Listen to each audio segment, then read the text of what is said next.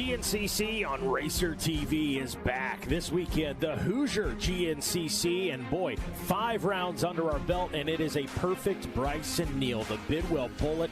5 for 5 to start the year, looking to stay perfect in Indiana. Meanwhile, Walker Fowler continues to try to figure this thing out, get in the fight with B. Neal. We've had some glimpses of greatness from both of these guys, but Walker Fowler still looking for that elusive 2024 win. And how about a Josh Merritt? Absolutely sensational season so far. He has been on the box 3 times this year. Can today be the 4th time, and he is sitting 3rd in points. What a season for him. Wyatt Wilkins been stellar. McGill was on the box last season. Can he return there? All that and more starts right here, right now on Racer TV.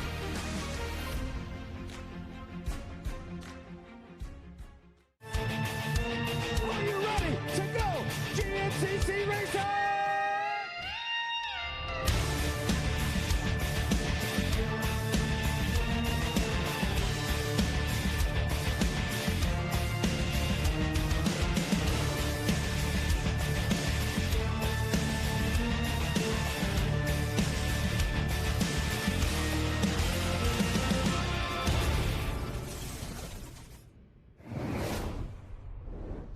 Good afternoon and welcome to round number 6 of the 2024 Progressive Grand National Cross Country Racing Series presented by Specialized, your AMA National Championship. We are here at Ironman Raceway, Tom's Marine Sales and Service. I don't know what anybody else calls it. I call it home. For this, the AMSOIL Hoosier GNCC. And Johnny, hey, another race weekend. We are approaching that halfway point of the season. And really, the storyline remains the same. Bryson Neal is unstoppable. Walker Fowler trying to figure this thing out. Settling, I don't know if settling is the right word, but taking a 2nd place again. And then the rest of the pack is just sorting it out amongst themselves. But Josh Merritt's still having a pretty stellar year. Yeah, I think we've really seen a hierarchy on the ATV side of things start to develop. We've got the top 3 established the last several rounds with, as you pointed out, Bryson Neal 5 for 5. The rest of the pack just really doing everything that they can do to try to get close enough to make it a race. Walker Fowler able to do that again just a few weeks ago in Tennessee, getting very close there at the end of the race. And what I think we saw was both Bryson and Walker really pushed themselves there late in the race. We saw the gap that they opened up over Josh Merritt in 3rd, but they each did some damage to their machines, just pushing so hard.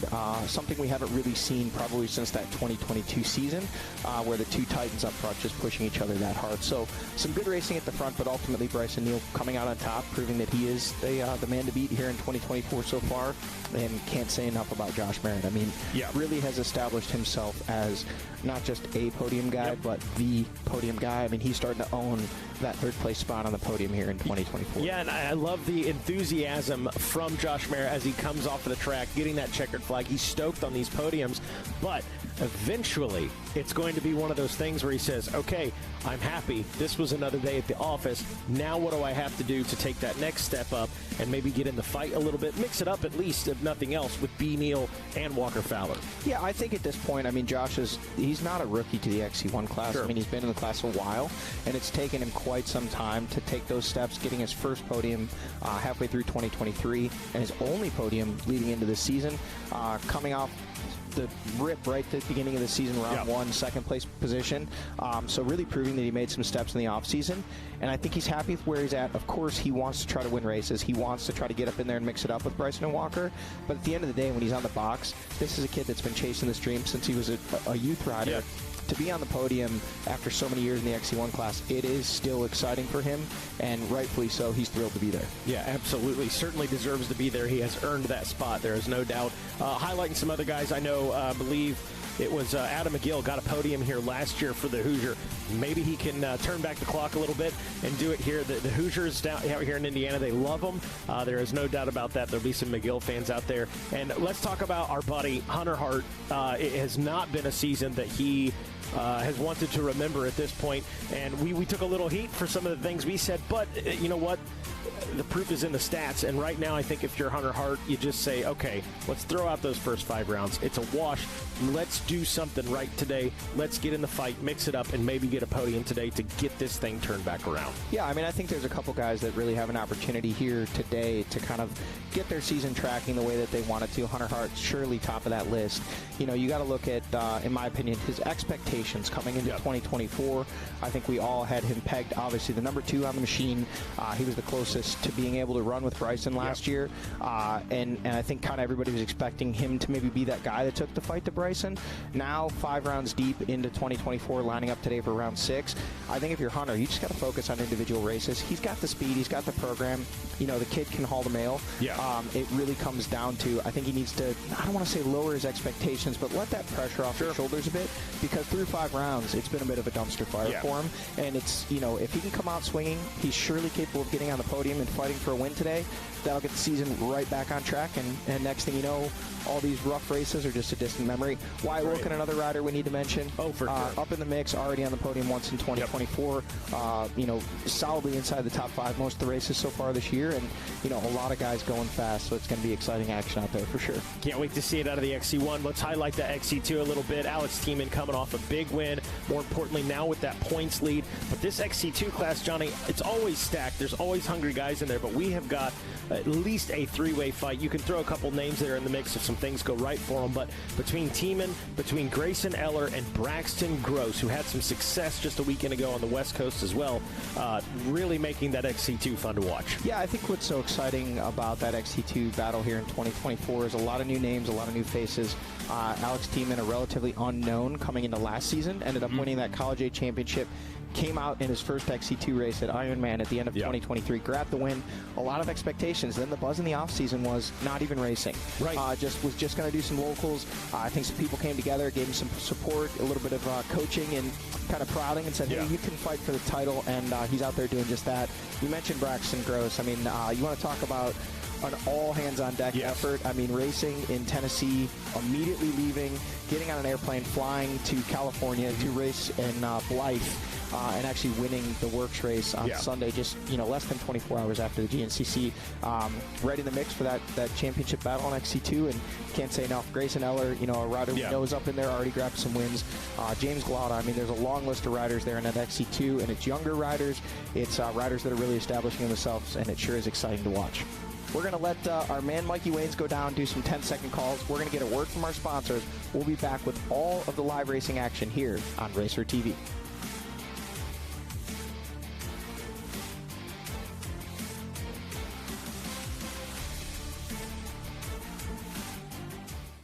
You know, when I take the bike out like this, all my stresses just melt away. I hear that. This bad boy can fix anything. Yep, tough day at work. Nice cruiser sorts you right out. When I'm riding, I'm not even thinking about my painful cavity. Oh, you shouldn't ignore that. And every time I get stressed about having to pay my bills, I just hop on the bike, man. Oh, come on, man. You gotta pay your bills. You don't have to worry about anything when you're protected by America's #1 motorcycle insurer. Well, you definitely do. Those things aren't related, so... Oh, that is a vibrating pain.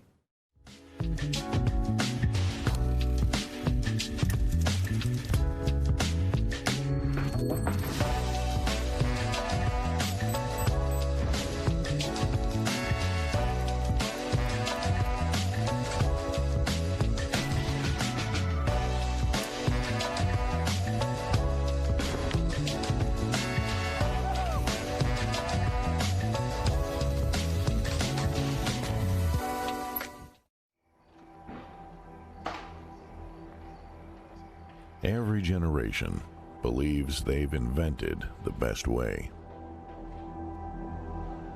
With age comes wisdom. We've come to realize that every piece of knowledge is learned, passed down from those generous and patient enough to teach.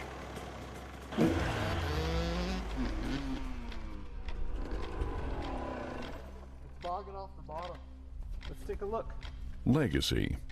It's not about leaving something behind to be remembered by. It's realizing that the future lies within the next generation. Let's call tonight. All right. The nature of true progress is humbly building something bigger than yourself. Rocky Mountain ATV MC.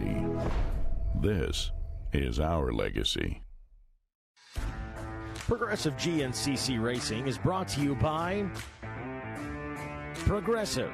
Progressive could save you hundreds of dollars on your automobile and motorcycle insurance.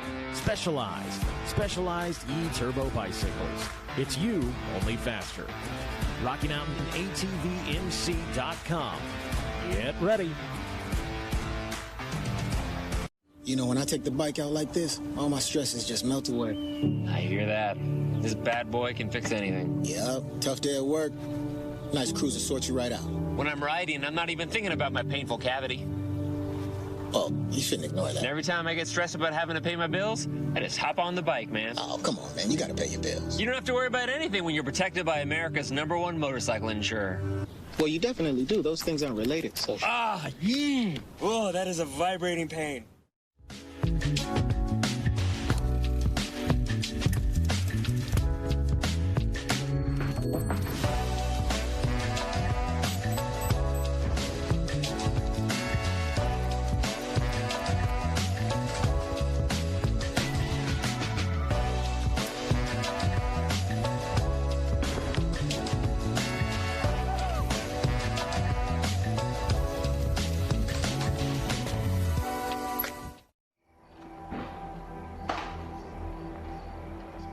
Every generation believes they've invented the best way.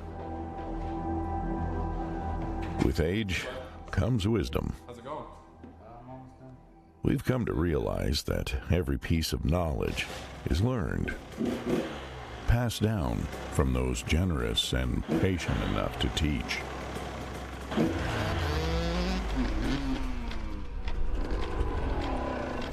It's bogging off the bottom. Let's take a look.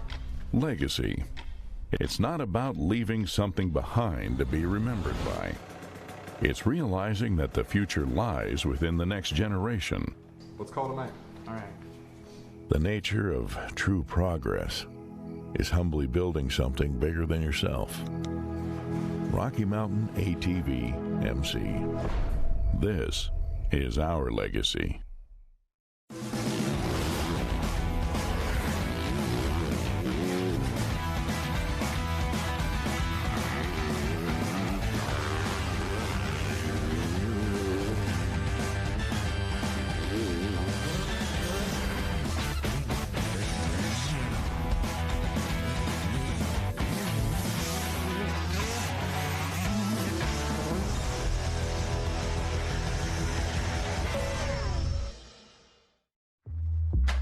Whatever you drive, however you drive.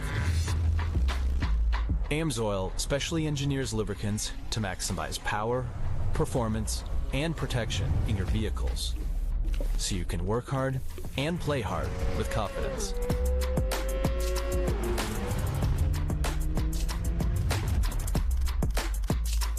Order online at amsoil.com.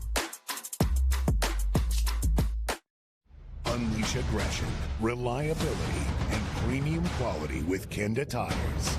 Delivering exceptional performance on all types of vehicles. Automotive, ATVs, UTVs, motorcycles, bicycles, trailers, lawn and garden, and even golf. Trust Kenda tires to guide you on your next adventure.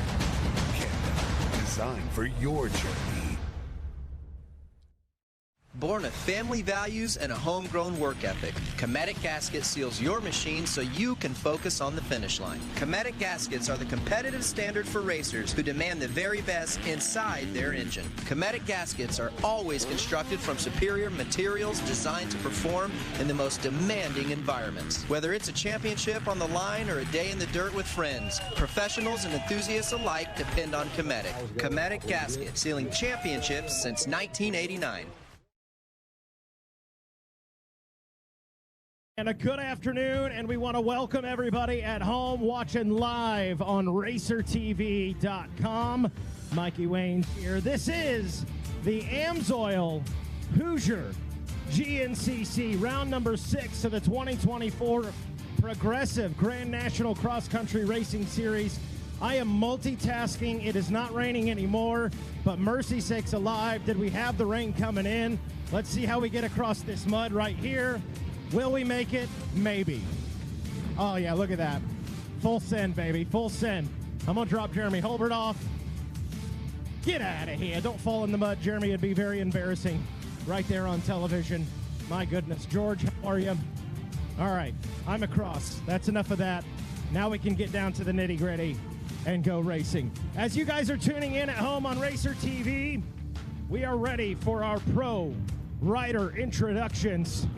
So, without further ado, ladies and gentlemen, your starting row for the XC1 Pro class, riding to the line, first in points, a perfect 5 for 5 to start the season out of Bidwell, Ohio, aboard the Phoenix Racing Yamaha, the Bidwell Bullet, Bryson Neal. Rolling to the line next, the 723 out of Rogers, Ohio, aboard the GBC Fly Racing B&R and WFR back Yamaha, Walker Fowler. Rolling to the line next, his best season to date in the XC1 Pro class out of Akron, Ohio, aboard the Action Off-Road, GBC and B&R Motorsports back to Yamaha, Josh Merritt. Rolling to the line next, the 621 out of Hillsboro, Ohio, aboard the Action Off-Road, GBC and Hauser Racing back to Yamaha, Wyatt Wilkin. Rolling to the line next, the 521 out of Waverly, West by God, Virginia, on an Ober Tires Moose Racing and McGill Mafia backed Honda, the Gator, Adam McGill. Rolling to the line next, he sits 6th in points, the number 2 out of Newfield, New York, on a Fly Racing Ithaca Recreational Sports, Hunter Hart Racing backed Yamaha, Hunter Hart. Rolling to the line next, the number 8 out of Elk Ridge, Maryland, aboard the B&R Motorsports, Kenda Tires and Fearless backed Yamaha, Stephen Carell. Rolling to the line next, the 712 out of Waxhaw, North Carolina, aboard the Phoenix Racing Yamaha, John Galata Jr. There you go, John Galata. Do it for the gram, baby. Rolling to the line next, Indiana Zone, the 703 out of Petersburg, Indiana, on the Action Off-Road Maxxis Fly Racing and Lone Star backed Yamaha, Austin Abney. Rolling to the line next, the number 12 out of Sunbury, Pennsylvania, aboard the Action Off-Road Amsoil CB Racing back to Yamaha, Chris Borich. And rolling to the line next, the number 9. Sorry about that, buddy. Out of Pennsylvania on a JMR, GBC, Elka, and Moose Racing backed Honda, the Cobra, Jared McClure. And last but certainly not least, the 714 out of Pittsburgh, Pennsylvania, on a B&R Motorsports and Singe Graphics back Yamaha, Ronnie Rush. And that, ladies and gentlemen, is your starting row here at the Amsoil Hoosier GNCC, round number 6.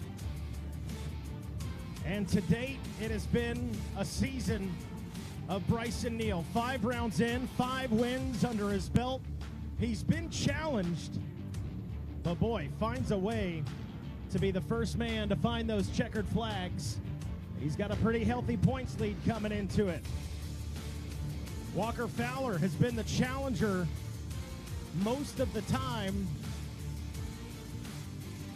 getting tired of just getting podiums and just getting second place. He wants that win. He challenged himself, In a post-race interview, he challenged the rest of the XC1 class as well. Everybody wants a piece of it. And now all attention will go down into turn number 1, where the maestro, Ricky Towery, will take the reins of this race. And we go as Ricky goes.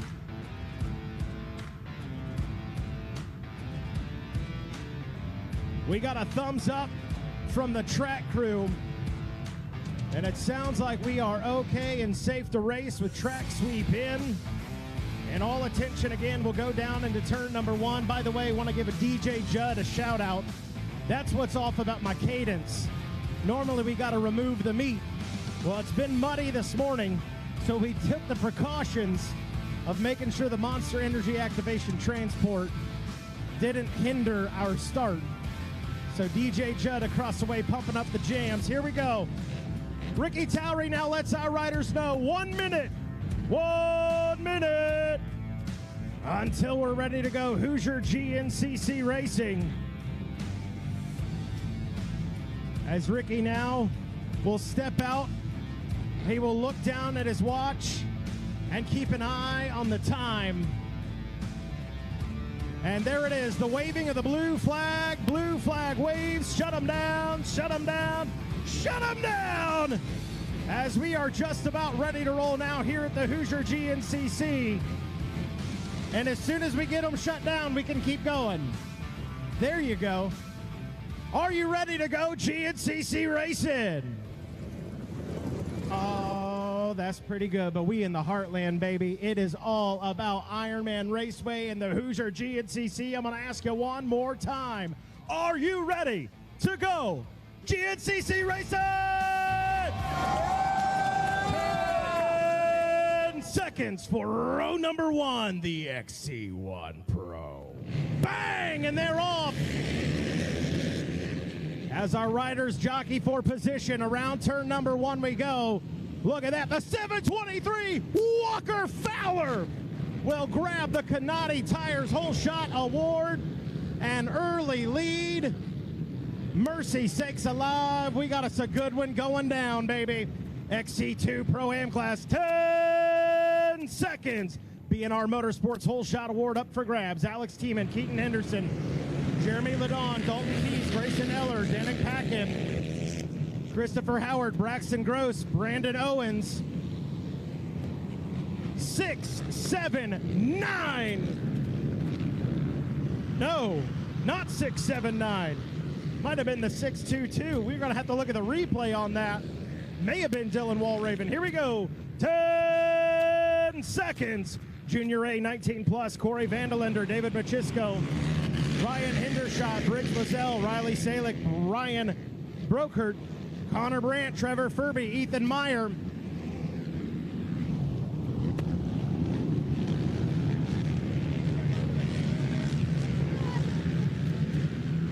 Good, your money. Junior A. Here we go, 10 seconds. College A, 16 to 18. Elijah Edmondson, Aiden Jones, Jace Cooper, Parker Henderson, Evan Osborne, Andre Williams, Ty McGay, Caden Lambruno, Brody Lee, Jeremiah Wolf, Alec Bayless, Talon Stout. Oh, grabbing the whole shot late. That's going to be the 341 of Jeremiah Wolf out of Medina, Ohio. One rider getting tangled up in turn number 1. Back on 4 wheels and rolling. Got some time to make up right there as the blue flag waves. We reset the deck. Senior A, 40 plus. Dirk DeCerci, Todd Muscala. 10 seconds. Papa P, Jeff Pickens, Brian Foltz, Sean Slattery, Chris Conklin, and Derek Hart. Around turn number 1 we go. A little checkup from the neck up right there. That's going to be, might have been the 303, I believe it was. That was Papa P, Jeff Pickens. Grabbing a whole shot and early lead. Vet A, 28 plus, ready to roll in 10 seconds. Tyler Griffith, Dawson Camo, Nick Davidson, Pierre Yves Denault, Fred Marley, Thomas Coombs. AJ, what up? Michael Aldred, Michael McAvoy, Oh, taking his lunch money. That was the 228 Nick Davidson out of Steubenville, Ohio on that B&R Motorsports and GBC back ride with the whole shot. 10 seconds. Junior B, 19 plus. Michael Ward, Jack Neely, Austin Harden, Casey Chisholm, Zachary DeNoble, Leandre Demers, Jackson Lutz, Tyler Fisher, Corey Zeck, Hunter Shriver, Nolan Warren, Gavin Temple, grabbing the whole shot and a head nod. He looks over, he said, you saw the helmet, Mikey. That was Denton White on that Young Cycle Works and Hauser Racing back ride out of Manchester, Ohio. Couple riders getting tangled up. Our guy trying to get back on his machine and be off and rolling. Blue flag waves. College B, 16 to 18. Wait on Ricky Towery's signal. Here we go. 10 seconds. Cameron Mahalan, Isaac Hart, James Berger, Andrew Adams, Austin Kiger, Austin Miller, Aiden Almball, Triple Exo, Cooper Craig, Zane Nyer, Jackson Carroll, Danny Barber, Caden Scott on the inside, paying off right there. That's the 4.62, I think, on cue of Caden Scott out of Ohio on that Hazelhead Performance backed ride.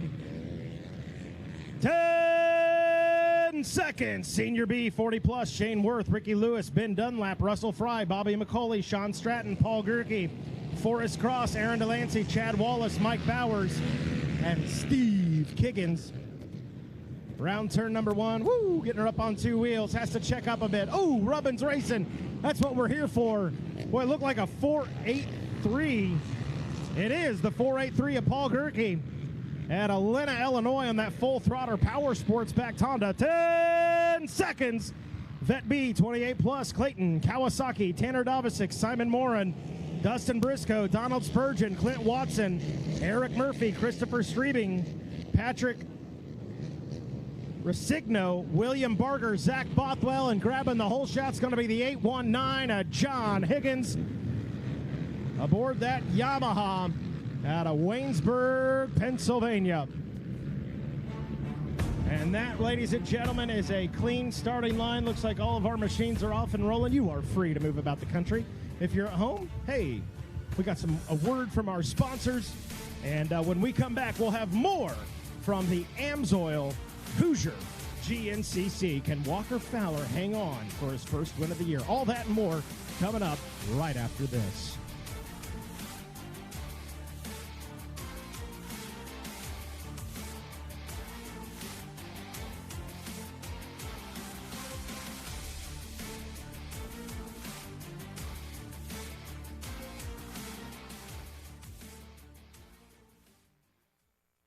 Unleash aggression, reliability, and premium quality with Kenda Tires. Delivering exceptional performance on all types of vehicles. Automotive, ATVs, UTVs, motorcycles, bicycles, trailers, lawn and garden, and even golf. Trust Kenda Tires to guide you on your next adventure. Kenda, designed for your journey. Born of family values and a homegrown work ethic, Cometic Gasket seals your machine so you can focus on the finish line. Cometic Gaskets are the competitive standard for racers who demand the very best inside their engine. Cometic Gaskets are always constructed from superior materials designed to perform in the most demanding environments. Whether it's a championship on the line or a day in the dirt with friends, professionals and enthusiasts alike depend on Cometic. Cometic Gasket, sealing championships since 1989.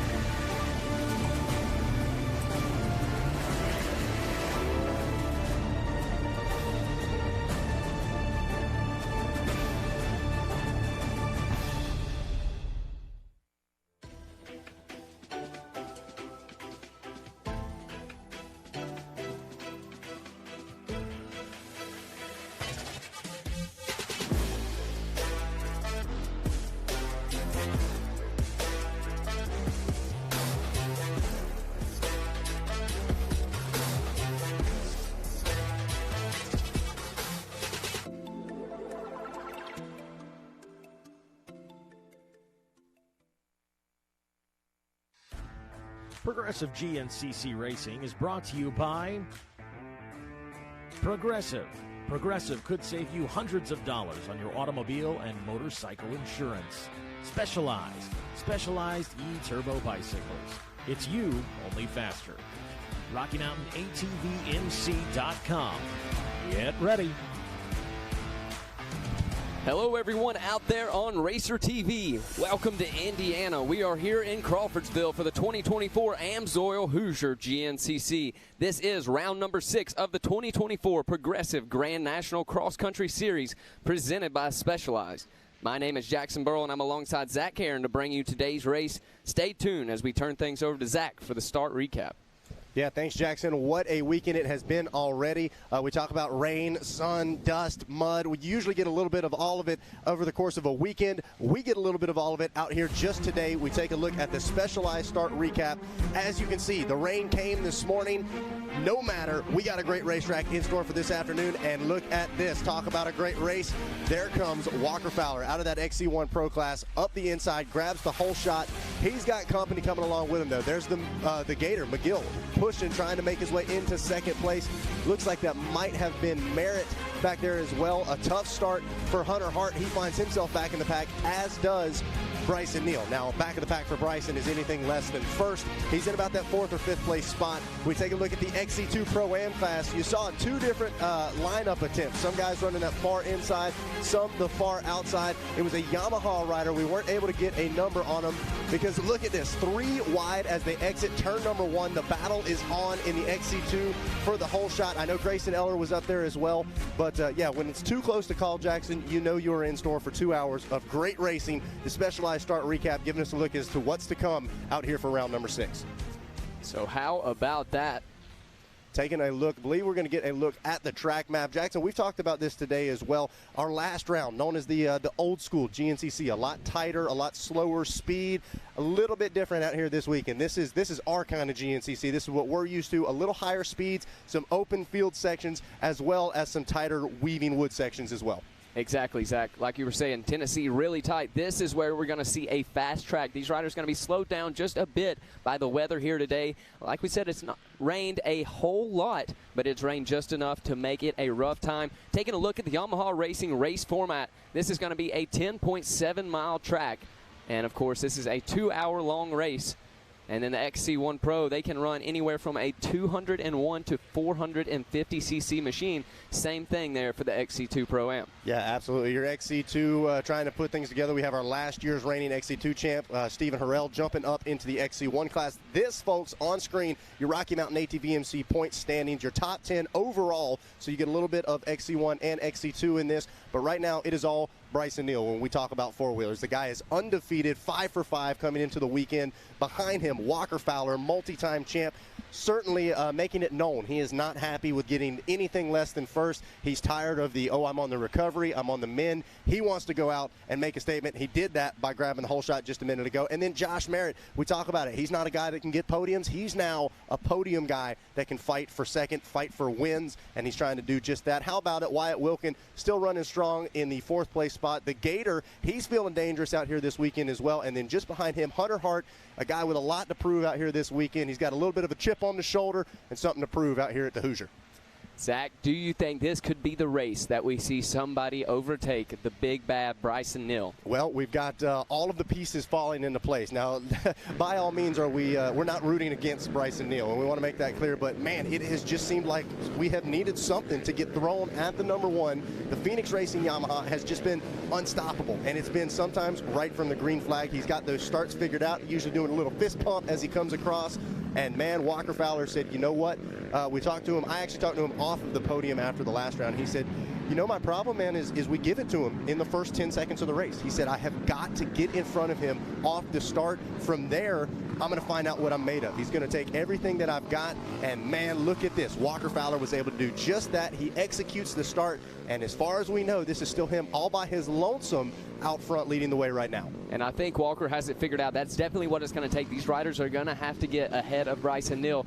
Bryson Neal, from watching him ride, it seems like he knows he's the man. He knows he's supposed to be up in that top spot. When he's on those start, whether it's today's start or whether it's weeks, races ago, he makes sure that he does not give those riders any ground. When they go into a corner, he's not the person that backs off. He holds on to it till the other guy backs off. And it looks like they're approaching this hill climb, and Fowler able to get up. Now we're going to have to wait and find out exactly how the backside of the top 3 as well as the top 5 is. We see Walker at the bottom of the screen trying to see who that is in second. Could that be?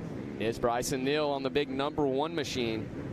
Trying to wait. Look, yep, there it is. I see it on the back of the Moose Racing jersey. So Bryson Neal has picked his way through. He looked like he was about 4th or 5th headed into the woods, but now the table for 2 is set. Walker Fowler leads Bryson Neal. And yeah, I can't help but think as this season goes on, you're going to start to see more intensity, a little more aggression, a little less buddy-buddy, if you will, between Walker Fowler, Bryson Neal, Josh Merritt. I'll throw the Gator, throw Hunter Hart into that as well.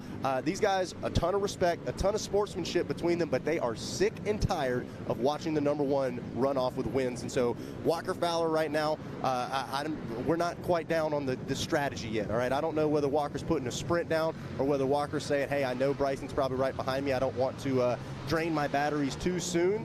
But man, oh man, we have got exactly what we needed. Now take a look at this. As far as history repeating itself, bad news for the rest of the field. 2021, it's B. Neal. 2022, it's B. Neal. Hey, last year, yeah, that's right, it was Bryson Neal once again. So things are going well as far as momentum for the #1. And you touched on it, Jackson. It's the confidence that breeds results, that breeds confidence, that breeds results. This guy just seems so calm, cool, and collected. I talked to him on the starting line just a few minutes ago.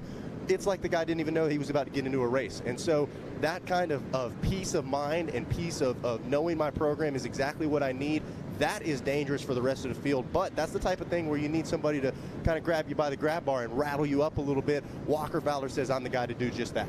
Exactly, Zach. Just like you mentioned a minute ago, Walker Fowler, he is the person that is definitely not happy with getting a 2nd place anymore. It's crazy to see. Just last year, around this time, he was saying, I just want to be back on the bike. I don't care what place I'm in. And now it has completely shifted to he wants that win. He is the person that doesn't want to give Bryson Neal any ground. He'll do anything he can from what he has been saying in those post-race interviews.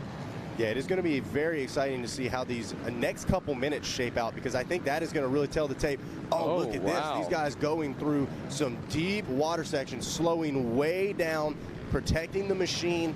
We've seen this throughout the day as well, Jackson. It is just as much about making sure the quad makes it to the end of the race as anything else. Walker Fowler doing his signature line. He gets off into the grass, gets into maybe a little drier stuff. He got a great drive and was able to stretch it out by a couple of bike lengths, but here comes Bryson just reeling him back in. It's going to be a yo-yo effect back and forth. So this is a super rocky section of the track right here. Yet another section where you got to kind of be careful. You don't want to get tossed off in the wrong direction, get your balance off.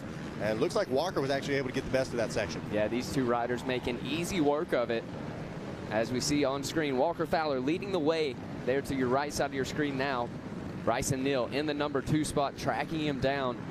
You know that he has to know Bryson Neal is just right behind him. Well, and we talked about it. We saw a lot of these riders pedaling the track yesterday, and we had beautiful sunny skies yesterday, and we said, hey guys, how's it looking? And they're like, well, it looks good, but it's not going to look like this by the time we go racing. We knew the rain was going to come, had some storms last night, had a couple of showers this morning as well. But talking to the track crew, I know Jared Bolton, Ryan Eccles both have said, man, I think this is going to be a great racetrack, and don't get me wrong, just because it's a little slick and a little soft doesn't mean that it is bad racing out there.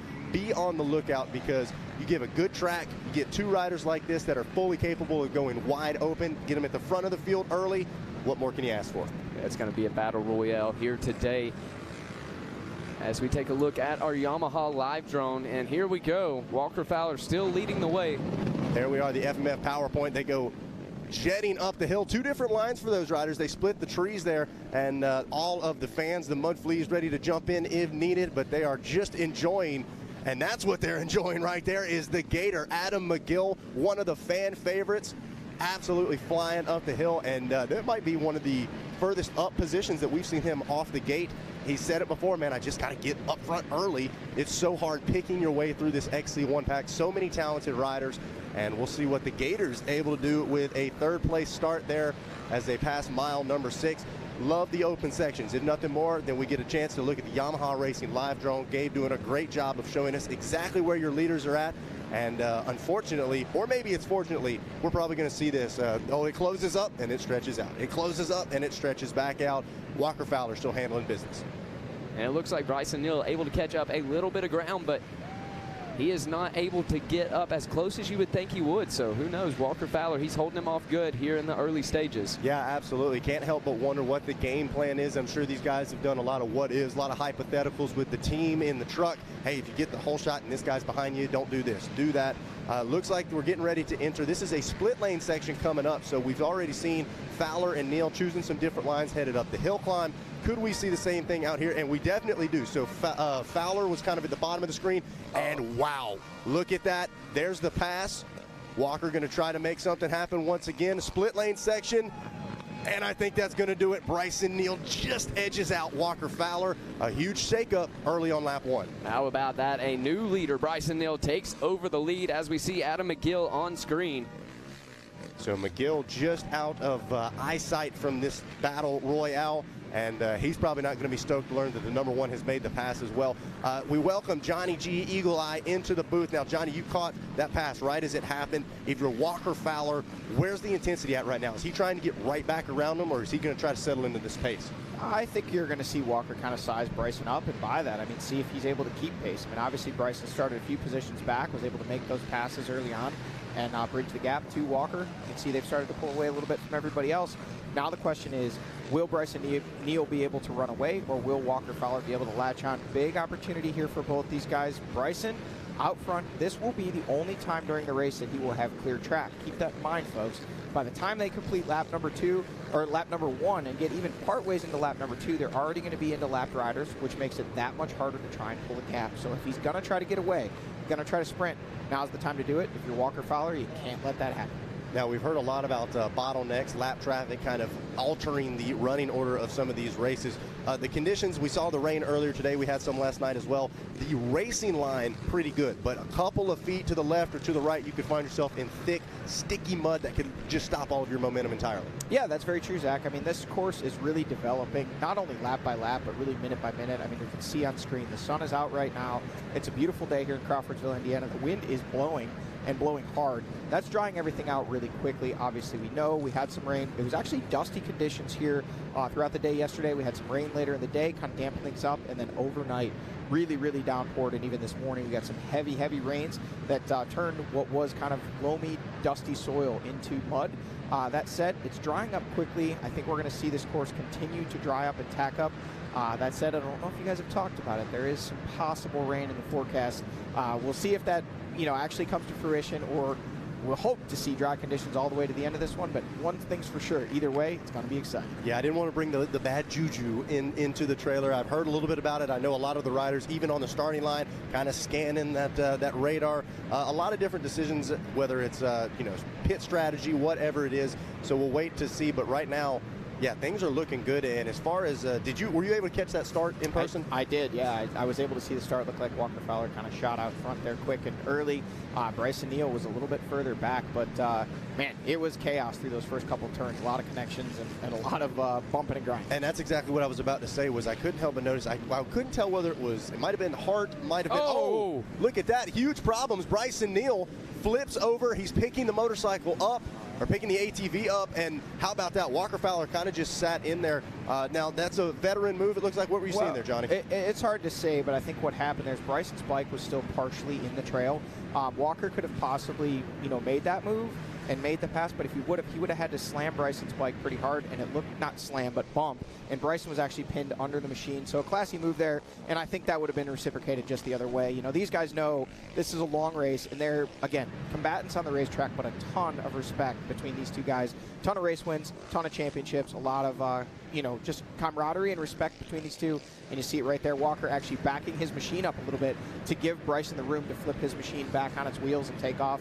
Not much time lost, but, if you're Adam McGill, this could be an opportunity to really put something together and get back in the fight here. The Gator got off to a good start. Now we see there's Wyatt Wilkin, followed by Josh Merritt. So those are your 4th and 5th place riders, unless we missed somebody, but I don't think we did there. So that's your top 5 through on the 8-mile marker, top 5 riders through. And again, the battle you're watching on screen from the Yamaha Racing Live drone, your current and defending champion out front, chased by the 7-time champion Walker Fowler, Bryson Neal in the lead, and these guys are starting to open up things a little bit. But again, just with that mishap we saw, could Adam McGill work himself back into this fight for the win? Yeah, it's funny. Going back to what I was saying on the start, it kind of seems like there's maybe a little more aggression, intensity, whatever it was. Like Bryson caught a little bit of a bump going into that first turn. He actually did a little turnaround, look back as he was exiting turn 1. I think these guys are kind of getting tired of watching Bryson just handle the field. Yeah, I think that is the case. I'll tell you what, if you saw there Adam McGill on screen, took a look over, saw those guys, and he's probably thinking, wow, I must have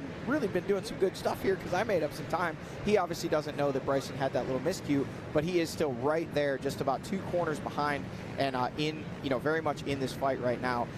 To your point, I think, yeah, I mean, anytime you have a guy who's won 5 straight races, 6 if you go back to Ironman at the end of 2023, people, whether it's the fans, whether it's this fellow racers, kind of get tired of seeing the same guy win. But at the same time, folks at home, folks here at the track, everybody but the fellow racers, what you're seeing is history in the making. Bryson Neal is just absolutely on top of his game right now, and to see Walker Fowler, Josh Merritt, all the rest of these guys trying to bring the fight back to him, that's what we're here to see, man. That's what we paid the admission for. And if you're at home watching on Racer TV, stay glued in, because right now it looks like this one is shaping up to be an absolute barn burner. We know that Walker Fowler has expressed some frustrations, I guess, if you will. He almost apologized for those at the last round, finishing second. He said, hey, I'm happy to be back on the podium. I'm happy to be back racing after sitting out almost the entirety of 2023 season with an injury. But at the same time, a guy that's won 74 races is never going to be pumped on a second place finish. He wants that top spot. He wants to do exactly what you guys are talking about, take that fight to Mercy. Well, and it's almost funny because our introduction to Bryson was he was an analyst. He was in a back brace. We weren't even sure if he was going to be racing again. And now, even throughout his comeback, now the killer instinct's starting to come back. I like to see the frown at the end of the race. The guy is not satisfied, and he's clearly more than capable of getting back to this top step of the podium. We talked about whether or not Walker was going to size up Bryson and see if he can run the pace. He certainly looked to be able to run the pace in that open section. Yeah, I mean, I think right now it seems like Walker looks pretty comfortable. Bryson looks like he's pushing, but I don't think what we're seeing right now is full sprint pace from either of these guys. It's really hard to do that on a course. Yes, they have cycled it yesterday and possibly even this morning. Now they are back into sections of the race course that they've already run because keep in mind, on lap number 1, they're blind. Where we just saw that last corner where it teed back in, that was the start. So they're now basically, even though they're only technically going to come into complete lap number 1, they're already onto a section of race course that they already ran off of the start. So this is where, experience comes into play. Now they know the lines, they know how the course is developed, and we're going to see if there's anything more in the tank to push and really try to, open up the gap over Walker Fowler if you're Bryson Neal, or if you're Walker Fowler, just really get your hooks in there and try to latch on.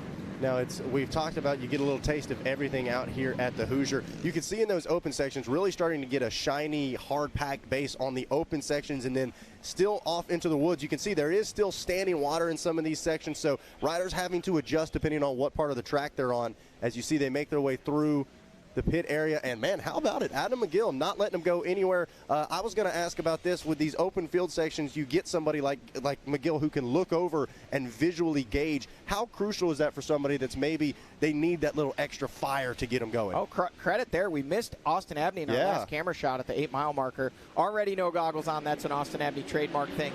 Local Indiana boy, known to light it up. Look at this. Josh Merritt has actually made the pass on Wyatt Wilkin. So now it's him up to the number 5 spot, Wilkin in 6th. So that is actually your top 6. Shout out to Austin Abney in the number 4 spot. Very close behind the Gator there, potentially running for what would be a very popular podium here in the home state of Indiana. This guy really hauls the mail when he's in his home state. Yeah, not to mention the last race having some issues there with his foot. So glad to see him back up and healthy.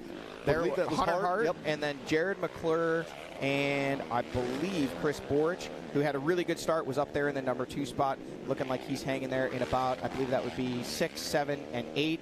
And then it is, I think that may have been Stephen Harrell there in 9th.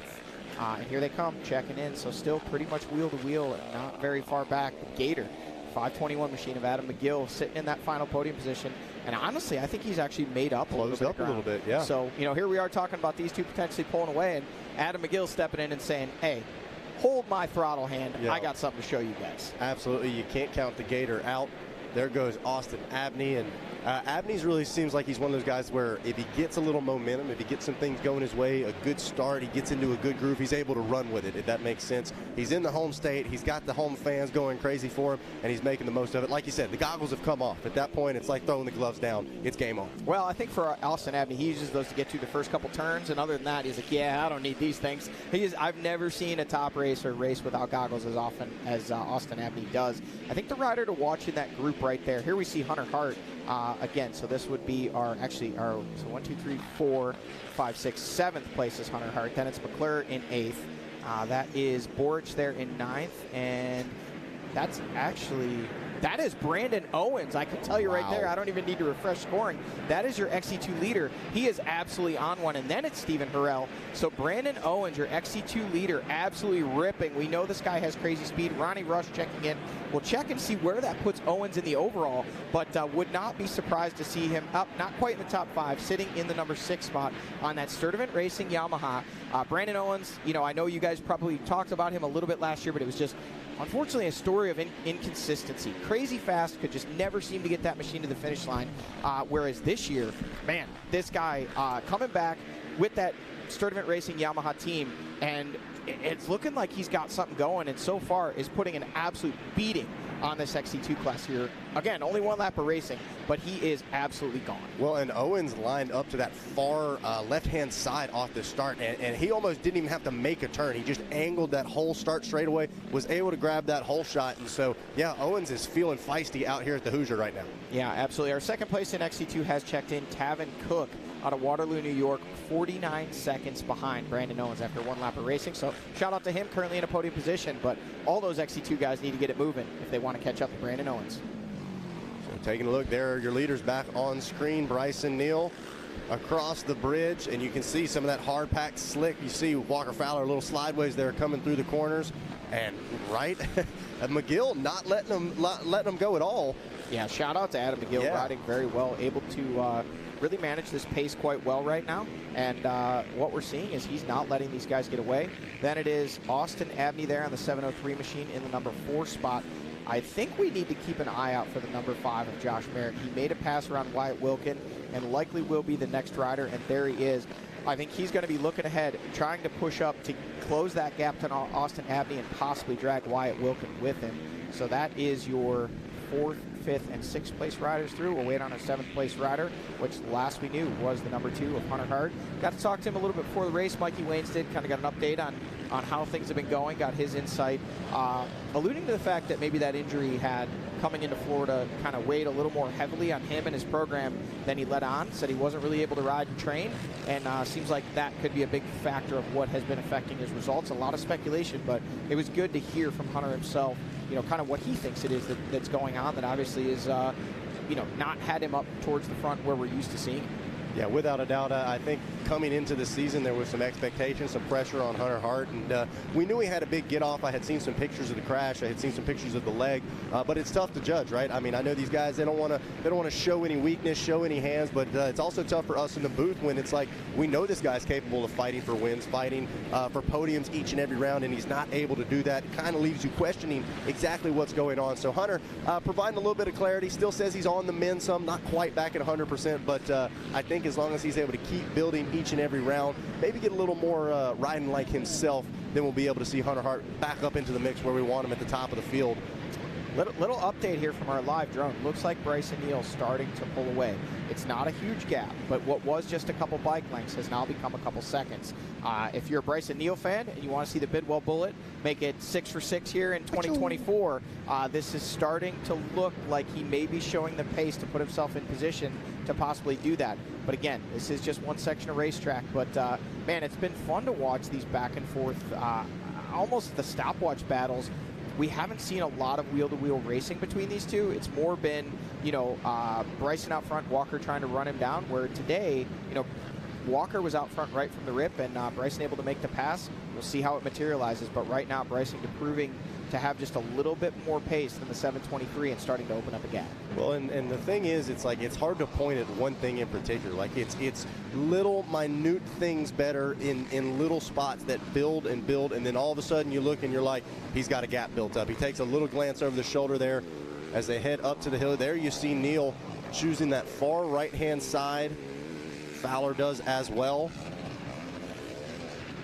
And to your point there, Zach, I mean, it can be a big confidence builder for Bryson Neal to look over and see, where he did there, that he's putting time on Walker Fowler. Not that this guy doesn't have a pile of confidence right now, but hey, man, it's still Walker Fowler. This is a guy that thwarted so many race wins for Bryson Neal, so many championship attempts over the years. So, he probably carries a little bit of extra, I don't know what the word is for it, but surely not fear, but respect, kind of accounting for the speed, the force that is Walker Fowler. But when he sees himself starting to pull away, that's just a little extra feather in the cap and making him feel like, yep, hey, we got this thing's firing on all cylinders. Let's continue to open up this gap. So there you can see Fowler still has him in sight, but without a doubt, the number one is starting to creep away. But we've also seen the number one, he is human. He makes mistakes. He had that issue earlier. Something like that can happen once again. And like we said, McGill still right in the mix. A mistake from Fowler, and he could be knocking on the door of a second place as well. And guys, I got to tell you, I'm really impressed with Adam McGill right now. I mean, I think just kind of watching and seeing the pace that Bryson Neal is laying down, Walker Fowler obviously full-scale push to give chase, and Adam McGill not really giving up any time. That just shows that the veteran, he's still got a lot in the tank. We've seen him ride very, very well here in Indiana before. He might be a West Virginia boy, but I think he really likes this Ironman track, and the fans here love him. We got a party crowd here this weekend, and, they absolutely love the Gator, and he gives them something fun to cheer for. Yeah, without a doubt. He's a man of the people for sure. Goes all the way around the first corner. He's high-fiving hands until the green flag flies, and that's just as much part of it as everything. Everybody wants to see the guy that's winning and the top guy as far as speed goes, but the personalities that are the riders, the teams, that's what makes GNCC so unique and so special. And so it's always cool whenever you can see a rider like that jump up and have some success as well. And man, oh man, just crazy racing already. You can see Jackson on here, the live drone. Spring has sprung, if you will. It's we've got foliage popping out, and then you still see that number one just darting his way through and continuing to put a little bit of distance between himself and the rest of the field. Got to be curious what the Phoenix Yamaha crew is telling him. We're at round 6 of 13 rounds here in 2024. He's perfect so far.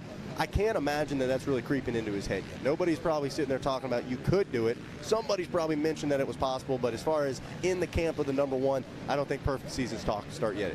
No, I don't feel like in a team you really want to talk about that a whole lot. You just want to keep the expectations to do the best you can out there. But hey guys, one thing I want to know, in the XC2 class, our points leader, Alex Thiemann, all the way back in the 10th place position at the completion of lap number 1. The worst finish he's gotten all year is a 5th place. Grayson Eller, he is sitting 2nd in the points. He is only about 8 points, or I take that back, 6 points behind of Alex Thiemann. So today could really shake that XC2 up. Yeah, and go ahead, Johnny, sorry. No, go ahead. I was about to say, I don't know if you guys saw, but Grayson Eller doing a little ATV MX in the off weekend as well. Kind of just breaking the monotony, right? Going out, trying something different. Looked like he had a great time. Obviously, the Phoenix Yamaha team's got some success out there with Joel Hetrick, and so it was cool to be able to see these guys switching over disciplines, kind of, I don't want to say it's relaxing. Obviously, they're still working hard, but kind of breaking up the day in and day out. And looks like he's in a position to capitalize big time, hoping Alex Thiemann's still okay and going to be charging towards the front. But Eller, I know he was inside that top 2 or 3 off the start for XC2. Yeah, Eller was up there, and I did see Alex Thiemann was pretty far back off the start, so that could be, a portion of that. But still, to be back in 10th place after a lap of racing, he's definitely got some ground and some positions. Looking at those times there in the XC2 class, Jackson, it's already starting to get spread out, as we saw with 49 seconds, Brandon Owens. So yeah, obviously the championship battle might be between some other riders, but the best way to get maximum points, it almost looked like Walker Fowler kind of slowed down there for a minute. Does he have? No, it must just be a very slow section of track. Looked like he may have slowed down there for a moment, but that is Walker Fowler giving chase. Bryson Neal out front still. But yeah, anybody that wants to grab an XC2 win today, going to really need to get hard on the go fast pedal, because Brandon Owens just marching away with it at this point. Yeah, you bring up a good point when we were looking at Walker there. This track's got some wide open field sections, but a couple of the tighter corners and stuff like that, they are significantly slow. I don't know if you were in the truck yet, John, but we saw Bryson and Walker both going through the, I don't know if it was a creek or a river crossing, but I mean, they are almost idling across that. Well, to that, and I know you guys don't have experience. There is a big, big difference between riding a motorcycle through a creek and an ATV through a creek. So I'm told. And here is why. A motorcycle, you can kind of just splash through the water, parts, like Moses parting the Red Sea. ATV, you make a tidal wave that goes over your head, ruins your goggles, ruins your grips, ruins your gloves, and you're basically wet, cold, and you've really only saved a few seconds. So unless it's a crazy situation where you absolutely have to make a pass, or you're really pushing for every second towards the end of a race, especially these guys up front, they just have so much composure. They know, hey, 5 seconds lost here, slowing down, idling through this water is going to save me so much comfort and allow me to go faster later. But yeah, you're absolutely right. And a lot of times you'll see that's an opportunity for guys to maybe pull the roll-offs, grab a drink from their drink system, whatever it is, kind of let the heart rate settle just a little bit, and then they hit some of these faster sections of the racetrack like we're seeing now, and right back on the throttle. Need to get almost like a boat fender on the front of that thing. You can just throw all the water on the guy behind you. There you go. Just scoop it up and scoop it out. So taking a look now. Now we saw the split line section worked in the favor of Bryson Neal. He honestly was a couple of bike lengths back, and the line that he took put him just in front of Walker Fowler. Do you think throughout the course of this race we're going to start to see more and more of a funneling into one line based off of how it's developing? Yeah, I think, again, we don't know what's going to happen with the weather here, but if we don't get any additional rain, I think we may see some secondary lines and some options start to open up if it continues to dry up. But if we get any rain at all, yes, we're likely going to end up having a pretty slot car racetrack. Everybody trying to just stick to that one rideable dry line. Right now, we saw from that last camera shot, the gap definitely has opened up another couple seconds between the number 1 of Bryson Neal and the 723 of Walker Fowler. But looking back to Adam McGill, that gap has opened up even more. So is this a case of Bryson Neal really starting to push the pace? Walker Fowler not able to match him, but pushing for all he's worth. And right now, it's enough to continue to open up that gap over Adam McGill. We're going to start to see some lapped riders come into play here very soon. Who's that going to work in the favor of? Yeah, definitely a question and something worth watching. Can't help but think on some of these open sections as well. We see how kind of shiny and hard-packed it's gotten from the AM race and now the first lap of pro races as well. I would assume the pros kind of going to move over a little bit once it starts raining. That stuff gets real, almost like glass. There's no traction whatsoever. Yeah, right now, surprisingly, that polished stuff has a ton of grip in it as it's drying up, tacking up, as we call it. You'll see a lot of the times if you watch like sprint car racing, they'll lift that inside wheel. The track has so much grip, the dirt does. Same on an ATV on a track like this. Until, as you pointed out, it starts to rain, just that slightest little bit of moisture on top turns what is great tacky dirt into absolute ice. And you will see exactly what you mentioned, Zach. They'll either start moving to outside lines or in some cases running the cushion, as we call it. They'll leave those outside wheels right on the edge of kind of the slop of the berm, just kind of offering themselves a curb, if you will, so they don't slide off the track and trying to find grip anywhere they can. And, it's one of those things, both of these riders up front, all three of these guys, really, probably anybody running inside the top 10 right now. These are guys that all understand throttle control. They know where to find grip when it seems there's none available, but it definitely can factor in. Looks like Walker Fowler taking a little different line here, but you can see just how deep that water is. Wow. Bryson Neal kind of went to the left all the way around. Walker kind of running it up the gut, right through the water. Didn't look like he made up too much time, but didn't look like he lost any. Bryson already under the bridge over there. You see him popping out on the other side. And so shout out to the team members there. It looked like it was a member of WFR there trying to guide Walker. When they're walking through standing water like that, what are they looking for? They're looking for how muddy it is underneath, how deep the water is. Clearly that one personnel was directing Walker. What is it normally that they find where, like, oh, this is a good line through the water? Depth. When you're coming up, especially, when you cycle the track, or even in the morning, if you go look at it, you walk down there, the water's clear, because typically the water's clear. There's no sediment in the water. It's just kind of a nice babbling brook, if you will. Then as the morning races start, and obviously the sediment get kicked up, it's harder to see the bottom, especially, at race pace. You're coming charging in. You don't want to be wondering, hey, did somebody get stuck here last lap and dig this thing out 3 foot deep? I'm going to go in there. I'm going to swamp myself, water out my machine, hydro lock it, and I'm done for the day. So that's exactly what those guys are doing. And just the same on motorcycle day, make sure there's no buried, any type of, whether it be rocks, stumps, logs, anything under the water, and how deep it is. So they'll walk those lines, and then you'll see them pointing. A lot of times they'll even use like a big long stick and point exactly where they want the rider to put their tires. Shout out to the team members. We said we're always praising the racers, but it is a full team effort out there. There goes the number 1. Bryson Neal. He is looking like he's on rails. Yeah, right that now. is as smooth as you can get for a GNCC course. Zach was talking about Fowler being able to see him there. He does not have that luxury anymore. We'll see if that plays into Neal's favor. Yeah, that I gotta say, big fan of all these guys, but Walker, a good buddy of mine. I think we're not all of us. I'm sure if you're Bryson Neal, you want to see the win train go as long as it can. But a lot of people, want to see can Walker get that 75th win. But I got to tell you, I think if you're inside the head in the helmet of Walker Fowler right now, you might be having some questions. I mean, he's throwing everything he has at it.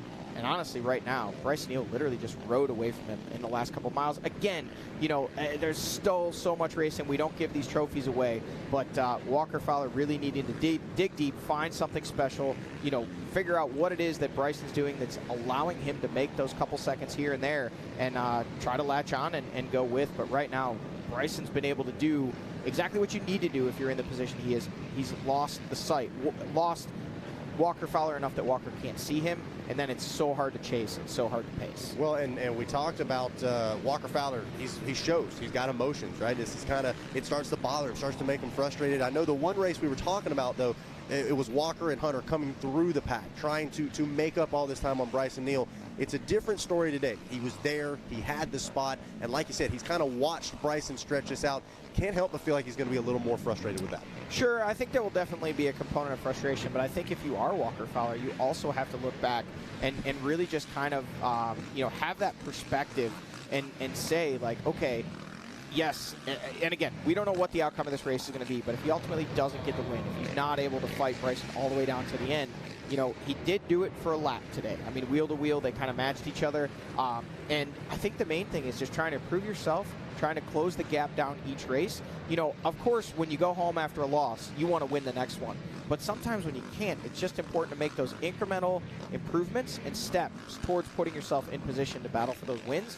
And, Walker knows that process because he went through it all those years ago when he was a young XC1 rider trying to grab his first race win, trying to grab his first championship. So he knows the process. It's just hard sometimes to get yourself back into that mindset when you've been winning so much for so long. Yeah, it's funny. We were, obviously this is one of the hometown races for Mikey Wayne's, and we were able to hang out at his place. And I'm doing a little snooping, looking around at some photos on the wall, and I see a very, very young Walker Fowler on the top step of the podium. Beside him is Adam McGill, and that's what I mean. It's so cool to see these guys. I mean, he looked like a kid in that photo. Now he's the seasoned vet, the multi-time champ. And like you said, there's a lot of lessons that have gone from that photo to the man we see today. Sure. I mean, if you want to talk about a span of winning races, Walker Fowler won his first race in 2010 at the Rock Run, actually from the XC2 class, and then obviously winning a race at near the end of last year in 2023. So that's a 13, 14-year span of winning races, and still in a position to continue to extend that further.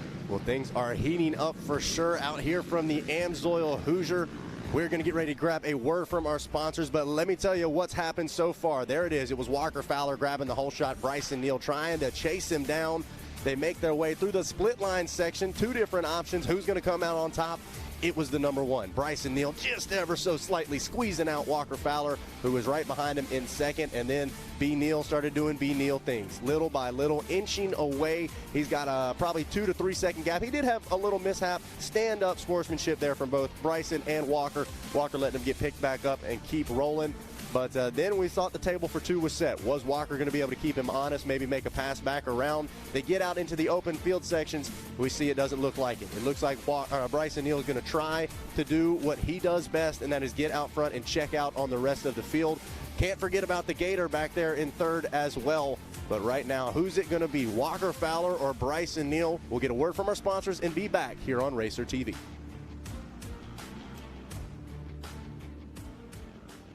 When I take the bike out like this, all my stresses just melt away. I hear that. This bad boy can fix anything. Yep, tough day at work. Nice cruise to sort you right out. When I'm riding, I'm not even thinking about my painful cavity. Oh, you shouldn't ignore that. And every time I get stressed about having to pay my bills, I just hop on the bike, man. Oh, come on, man. You gotta pay your bills. You don't have to worry about anything when you're protected by America's #1 motorcycle insurer. Well, you definitely do. Those things aren't related, so... Oh, that is a vibrating pain.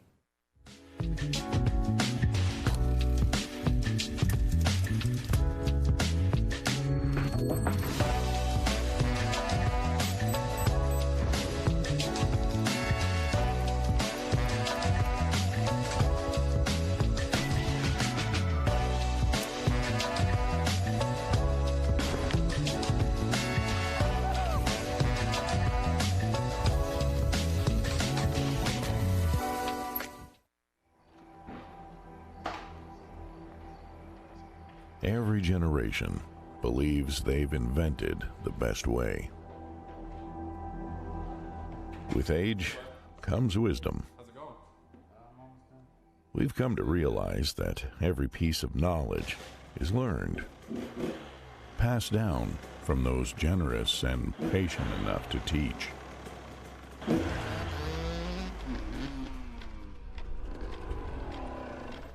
bogging off the bottom. Let's take a look. Legacy. It's not about leaving something behind to be remembered by. It's realizing that the future lies within the next generation. Let's call it a night. All right. The nature of true progress is humbly building something bigger than yourself. Rocky Mountain ATV MC. This is our legacy.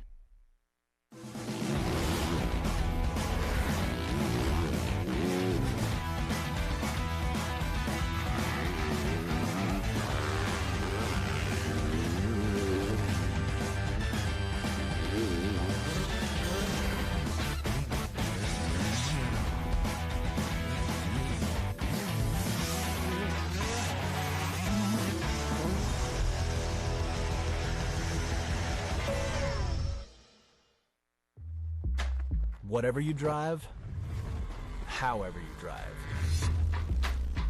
AMSOIL specially engineers lubricants to maximize power, performance, and protection in your vehicles, so you can work hard and play hard with confidence.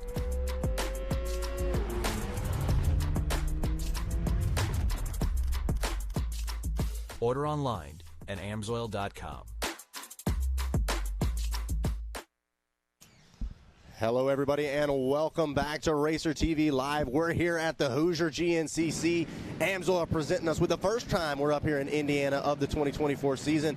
And right now, it's a new track, right? We're not in Tennessee. We're back up in Indiana, but the same story. The number one of Bryson Neal puts himself in the number one spot. There he is, right there. The Bidwell Bullet coming out of Bidwell, Ohio, 28 years old. Your 2023 GNCC champ. And, yeah, you guys can add 5 overall wins to that chart right there. That is 28 overall wins. The guy has been unstoppable here in 2024. And that picture right there is what he looked like on the starting line before this race. He doesn't even look like there's a race going on. He's calm, he's cool, collected, and, man, he is dangerous out here in this XC1 field. He had to work for it today, though. He didn't get the start right off the bat, but nonetheless, he pushes through, perseveres, and finds himself in the number one spot right now. Yep, and Zach, you know, I got to tell you a personal story here. I actually had the opportunity to drive through Bidwell, Ohio on my way here this weekend. I was coming over here Thursday, and I got all excited because in all my years of travel, I've just never taken that route. I've never been that way. So I saw Bryson yesterday when he was biking the track, and I said, hey, I was in Bidwell, and he was like, you were in Bidwell and you didn't stop by and say hi? I said, man, I didn't know if you'd already left to come to the track. He said, no, it's nice and close. I didn't leave till this morning. He said, on your way home, stop in, say hello. I said, okay, I might just do that, buddy. You know, it was pretty cool. You know, the Bidwell Bullet, there's a big sign that says Bryson Neal. No, I'm joking. Oh, I was you know, sold. I believed it. I actually asked him, I said, hey, where is the big sign that said home of, you know, two-time GNCC champion Bryson Neal? And he just kind of looked at me and said, you know, Johnny, you know me. You know that's not me, man. He said, honestly, most of the people in Bidwell don't even know that I race ATVs, and I'm pretty okay with that. He would probably make the real estate agents jealous in town because he's too good of a smile. Yeah. They'd be upset. They'd be up in arms. Walker Fowler into the pits, the 723. Both guys, his pit looking very similar to Bryson Neal's. Cool, calm, collected. Let's go back to war here. Yep.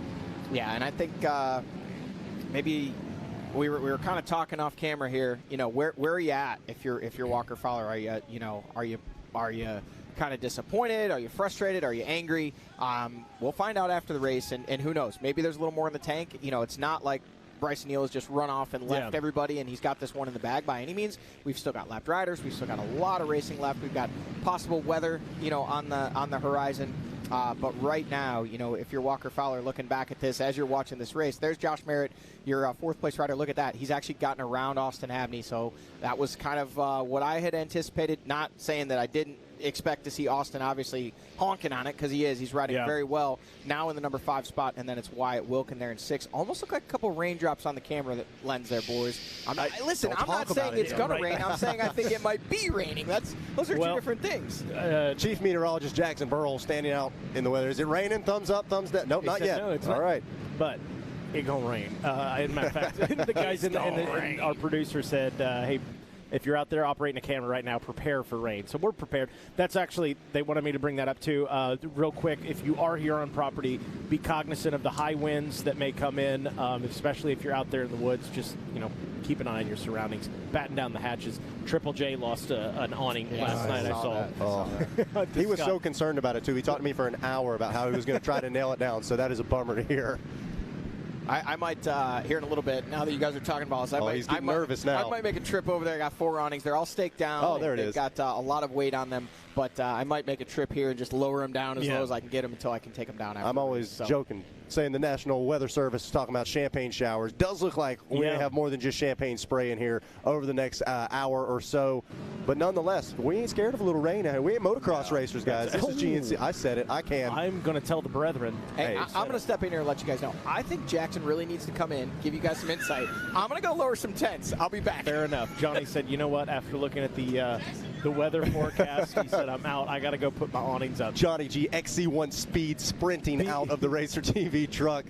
And, and that's what, all kidding aside, you can't really tell in this shot, but the wind has been just as much something to talk about as anything else. I mean, the high winds are not the consistent 30-mile-an-hour winds that we've been dealing with, and that's part of the reason why we've seen this track dry out so much. It's been a consistent crosswind. All the kids on the podium have to stand at a little Michael Jackson angle, right, to lean into it so they don't get blown off.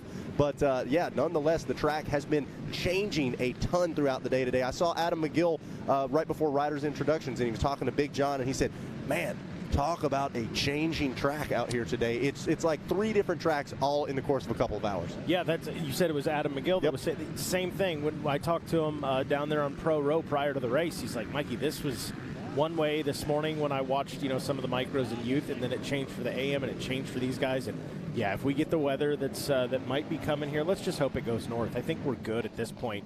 We don't really need another wrench in the gears as we watch B. Neal, the Bidwell Bullet, looking flawless through that section. And we pan back looking for that 723. Saw Adam McGill in the pits, all business for him as well. A little rehydration, some fuel, back at it. McGill rolling. He had the podium here last year, and obviously feeling good, looking to have a repeat performance here today. We always talk about, whether it's you ate the right food this morning. There's so many things that just give you a little extra, and going to a place that you've had past success, especially in the previous year, you can just tell. McGill was walking around. He's feeling confident. He was talking with Chloe Harper, who got a second in our WXC class, getting some scoop, getting some lines from her, and clearly looks like it's paying off right now because the McGill Mafia got to be pumped with this. They are. It's so funny. Adam and I would tease one another. You got your hillbillies out there in West Virginia, and they're probably blowing me up in the comments right now as we watch Adam McGill skirt through here. And then we got the McGill Billies here in Indiana. We're, the Flatlanders, if you will, but they love them out here, and it's got to feel good if you're McGill. It's like a home away from home to come out here and get so much support. Matter of fact, I even asked him kind of jokingly but serious, like, man, where do you sign more autographs, Snowshoe or Ironman GNCC? And he's like, Mikey, I'll be honest, it's almost a toss-up. And now I know that I've said that. I know the proud West Virginians, when we get to Snowshoe in several weeks, they're going to make sure that they get that #1 spot. So the challenge is out there. Ironman.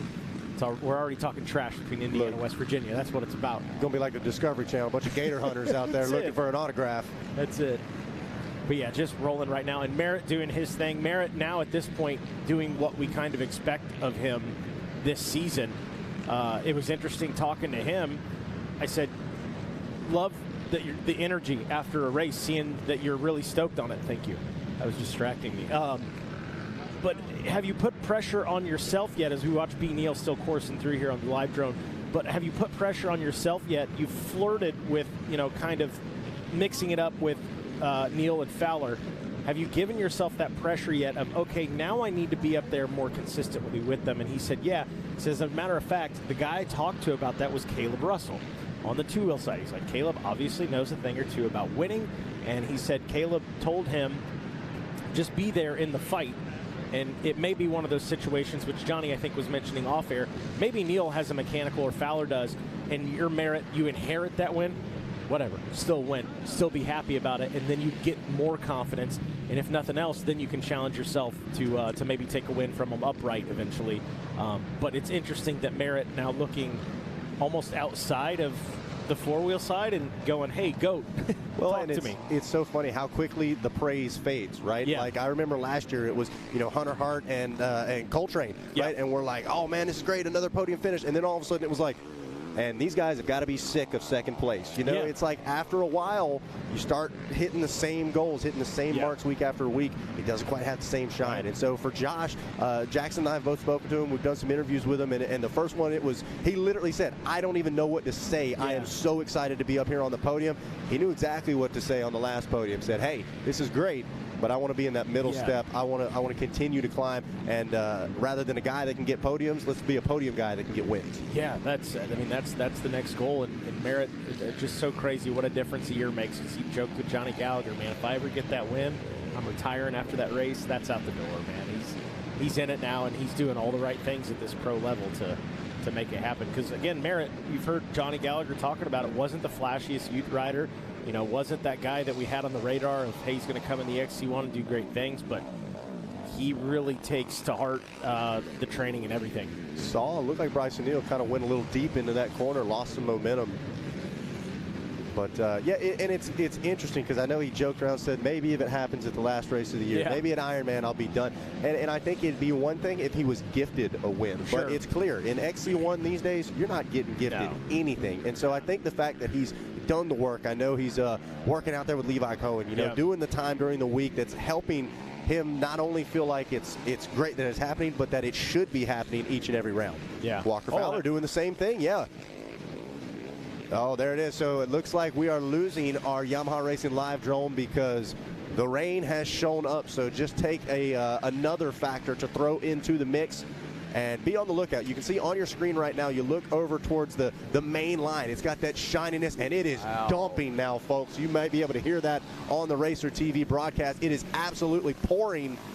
And so, wow, look at that. Just like Johnny said, the second that shiny stuff gets a little bit of rain on top of it, it is going to be slicker than grease snot. Now these guys are hanging on for dear life. Line's going to have to adjust. Goggles probably coming off in a hurry. Whole new ball game out here in the ATV Pro Race. And speaking of the lines adjusting, Zach, we've talked about it all day long with the rain that's came in last night. Then it stopped this morning. It was dry. Then it rains again. This has been an ever-changing track all day long. It seems like every lap the track has changed. Austin Abney going for a ride. And yeah, you said it, Jackson. It's like somebody standing there with a water hose. Well, we're going to turn it all the way on, or we're going to turn it all the way off. We can barely even see fans, mud fleas sprinting to the hill climbs. They know they're being needed. And yeah, but who knows? In a matter of 5 minutes, we might have the sun back out. It's so crazy the way the water. What is going on with your hometown here, Mikey? Who's the guy? They say this about every state. Stick around. If you don't like the weather, it'll change. But like Indiana, I think they really take that to heart. It's heartbreaking, to be completely honest. But yeah, this isn't a huge storm cell. Like, it's going to move through quick. But to your point, it's when you talk to the pro guys or even the amateur level, they're like, I would prefer one or the other. Like, let it rain, let it pour up to the race, and then no more, or just let the rain come down, because the back and forth, the goggle situation, the traction out there, it's just so challenging. As one of the race moms there, she's having trouble. She's trying to go get some chicken fingers. She can't see where she's going. That doesn't seem safe at all. Hey, protect the fries. I understand they're great out here. That man right there, Ricky Towery, deserves a shout-out as well. Mercy sakes alive. I heard you guys earlier, they're like, everybody's running for cover except for Ricky Towery. The man hadn't even put on a jacket all day. He's not worried. Rain's scared of him. Yeah, it is what I was told. That's why it keeps leaving. Yep. It's got to hightail it. All right. 2 laps to go in what is going to be another mutter for 2024. Bryson Neal out in front. Got a decent gap right now on Walker Fowler in the 2 spot. The Gator, Adam McGill, turning back the clock, trying to put it on the box here today. Merritt doing his thing, and the hometown man, Austin Abney, rounding out the top 5. We'll have more from the Amsoil Hoosier GNCC after this. It takes commitment, passion, and endurance. race.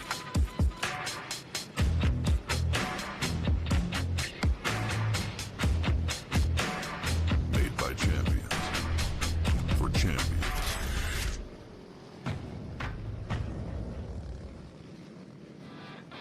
On Track School is an online private school catering to some of the top athletes in the world. We offer a flexible schedule for students that are chasing their dreams and always on the go. We are an accredited K-12 school where students can graduate with a diploma. Scan the QR code or call us to book an appointment with one of our learning coaches to discuss your students' next steps.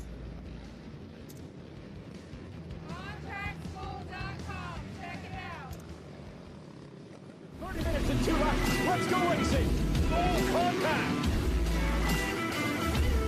Look at that lead. Down to the inside.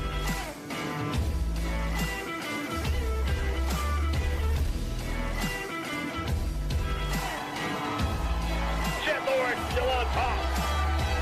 Oh, the podium's here. I don't think any atmosphere can match it. Nothing quite like pro motocross.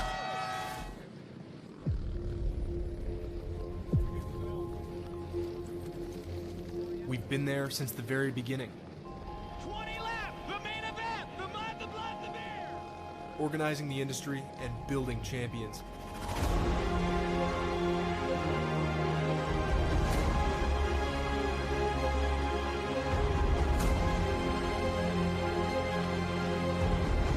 "100 years of defending your rights to ride into the future."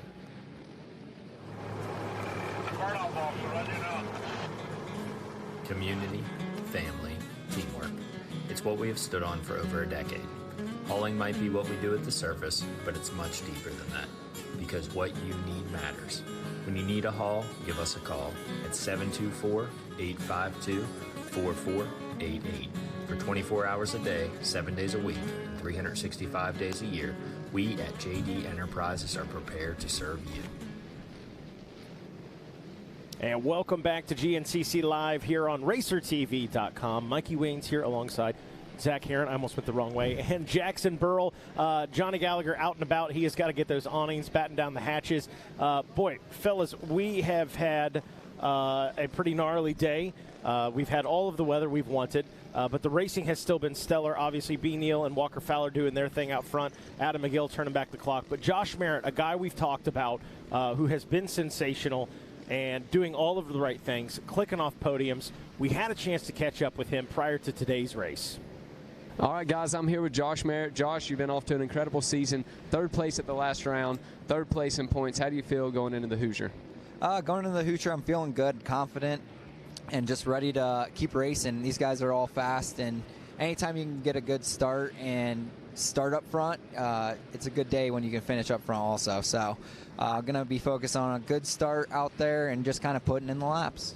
Josh, as we're sitting here on Friday, it looks like it might have a possibility of raining. How will that treat you? I just got done biking the track. It was actually sprinkling on me when I was out there at the end. It needs a little bit of rain, but not too much. It's going to be a fast track, and looking forward to hopefully good conditions. Josh, you've been up there in the fight all year. Take us through your training. How are you feeling training? What are you thinking through the week?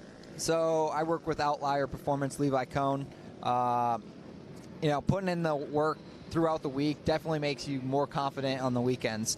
I actually went to Levi's dad's track, Fast Tracks. It's in Southern Ohio.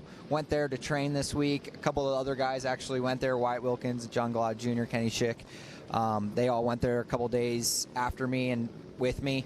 But got some good fast practice in, and I think we're ready for these higher speeds this weekend. All right, guys, that's Josh Merritt. He's ready to go.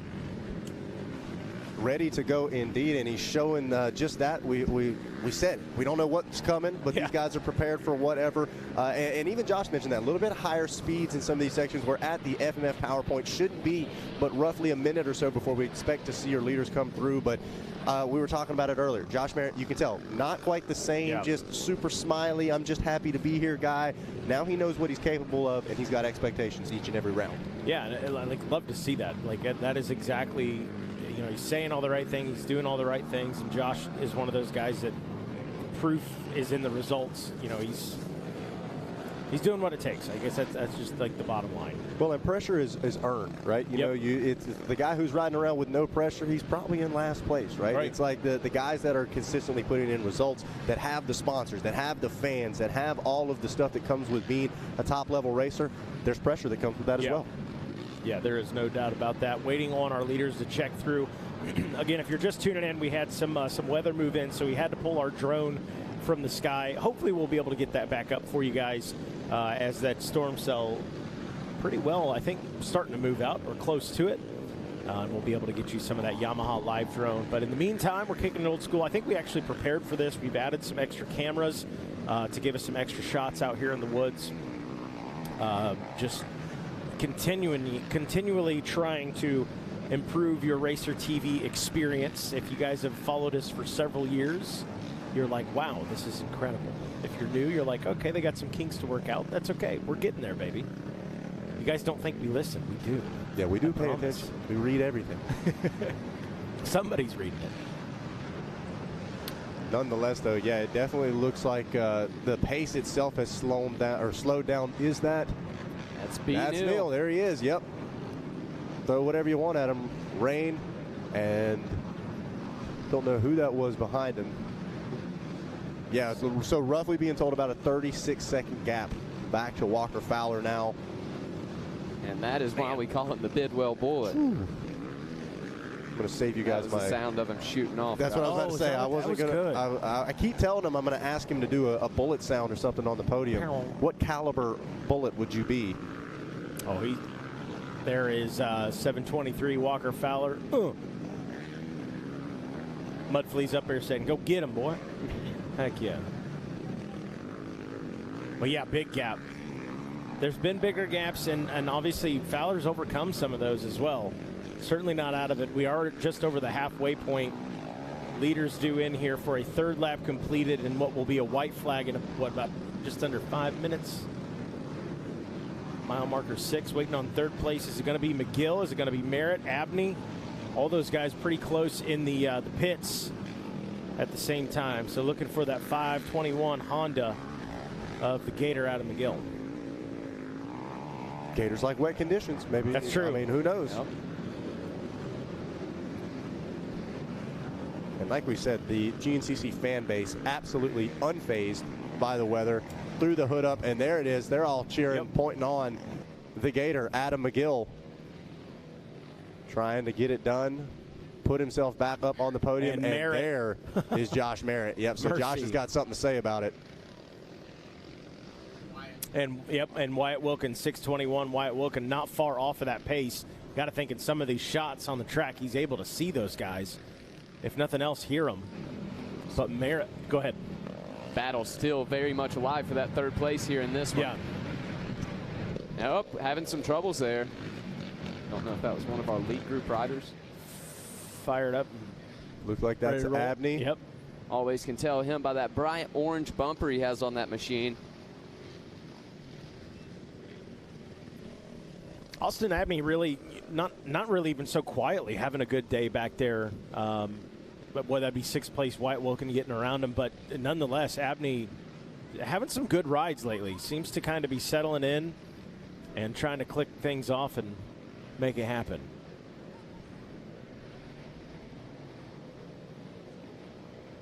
So it's interesting. Johnny and I were talking about this just after the start. You know, Merritt, we were talking, hey, a couple of years ago, Merritt was the kind of guy that if it was there is Hunter Hart on the move. If it was a guy like Hunter Hart or if it was a guy like Bryson Neal, Walker Fowler, he's going to move over for him. Say, I can't run that pace. Go ahead.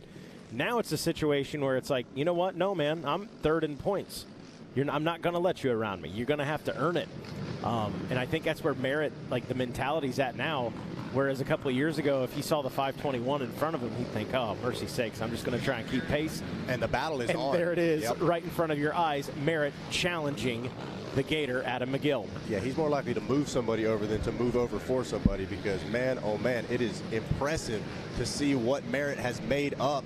And he's in the fight right there. I mean, Adam McGill's got no breathing room whatsoever. Not at all. And Johnny making a good observation. It was, I believe, Stephen Harrell and Chris Borich all over Hunter Hart So Hart under fire back in that 8th place spot from Stephen Harrell and Boric. And I didn't see McClure. Did you see McClure? I didn't see him. Oh, he was behind Boric. Okay. Abney right there. And this is that split lane section. We've mostly seen riders kind of funneling towards that one line, but this was where the pass for the lead was made. All right, it was Bryson Neal doing the old, hey, what is it? Johnny G says you can't follow him if you got to go through him. So he takes the different way around. And man, I mean, he couldn't have timed that any better. Came out exactly 1 ATV length in front of Walker Fowler.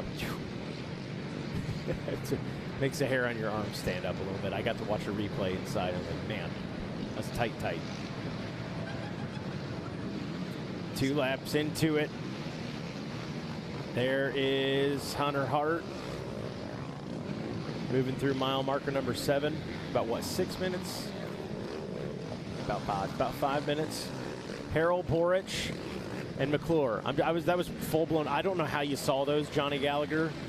He's behind me whispering the names because I see the brown bike with the brown rider. And Brandon Owens having a day, sitting first place in the XC2 class when he checked in with 2 laps completed. Was it a minute 57? Yeah, so just shy of 2 minutes over Tanner Walker. Is that another storm moving in? Giving you our meteorology update. It looks that's like where we're at currently. Roughly on the tail side, so not too much left to go. So right now at home, I'm not going to show you guys on the map where my house is at, but my ducks are having the time of their life. They're really enjoying this. Not so much here. So guys, I told you earlier, Alex Thiemann sitting in 10th place there at the completion of lap number 1. At the completion of lap number 2, he has been able to work himself up to 8th, but still has some ground that he needs to cover. Shot of Ronnie Rush right there, the 714 machine. Yeah, kind of surprised there that Thiemann hasn't been able to work a little further up. It looks like this track's got several different passing options, different spots throughout the lap where you could be able to make something happen. So can't help but wonder if maybe something happened to Alex early on that lap. Could it be, I would have to assume maybe it's the machine. He seems to be okay. He's still charging forward. But yeah, definitely one to watch for that points battle in the XC2 class, as it looks like there is Walker Fowler making his way through scoring. And they are back off and rolling.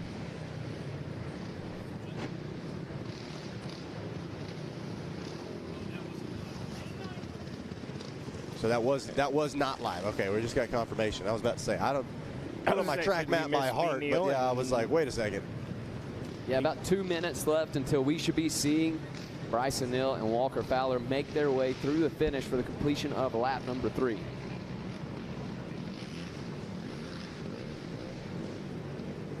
And here comes the rain. I can hear it. It's got to be frustrating if you're out there riding. You kind of get acclimated to the rain, and then it goes away, and then it comes back, and it goes away. Just that back and forth. Yeah, it's almost more draining than just like Pickett. Like if it was just raining the whole time, it is what it is. But with this, it's like you get that little glimmer of hope. Like, oh, it's going to stop. No, it's not. Top of this mud gets real greasy, slick. And there is Adam McGill making his way through. And he has some Wyatt Wilkin now all over him. So did Merritt make the pass? Looks like may have missed him. May have missed him. Let's take a look here. So Merritt, no goggles for Josh. So maybe a little mistake. Maybe it's the no goggles taking the roost. Doesn't want any part of it. Had to check up. But nonetheless, Merritt losing a little time. Got to get back up in that fight. Wilkin now in the 4th place position. Wilkin got his first podium of the year there in Georgia. It looked like he's wanting to do it again here in Indiana. And Georgia and Mutter as well. So yeah, Wyatt Wilkin to steal one out of the Jordan Ashburn book. Wyatt Wilkin loves the mud. Austin Abney having a pretty solid day right here. Not too far back from those guys. Wicket up a bit.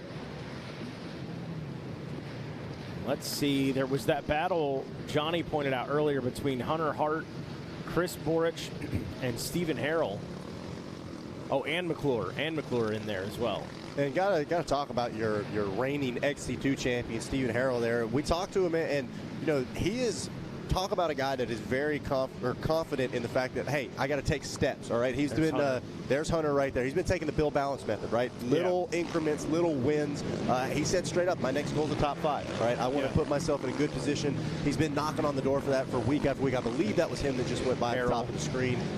And Borich behind him. So, again, good eye, Johnny. Yeah, I was about to say, that is incredible back there. Johnny recognizes their tires. And Brandon Owens right there with those guys. So Brandon Owens on adjusted time, man. Well, not just on adjusted time. He's having a day regardless, but on adjusted time, going to be sitting pretty well here after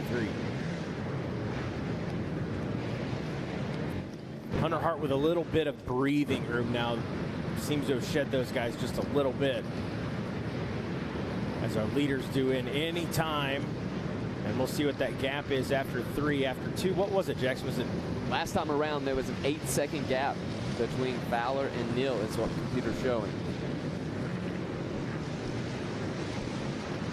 We heard, what, 30 seconds plus this 36 was, I believe, the last update we got. Yeah. There's Mark Notman, got the pit board ready. And as you can see, the rain starting to fall once again. I believe the 2-lap card is out on the rain, though. We should be on the final stretch. This is that sideways rain.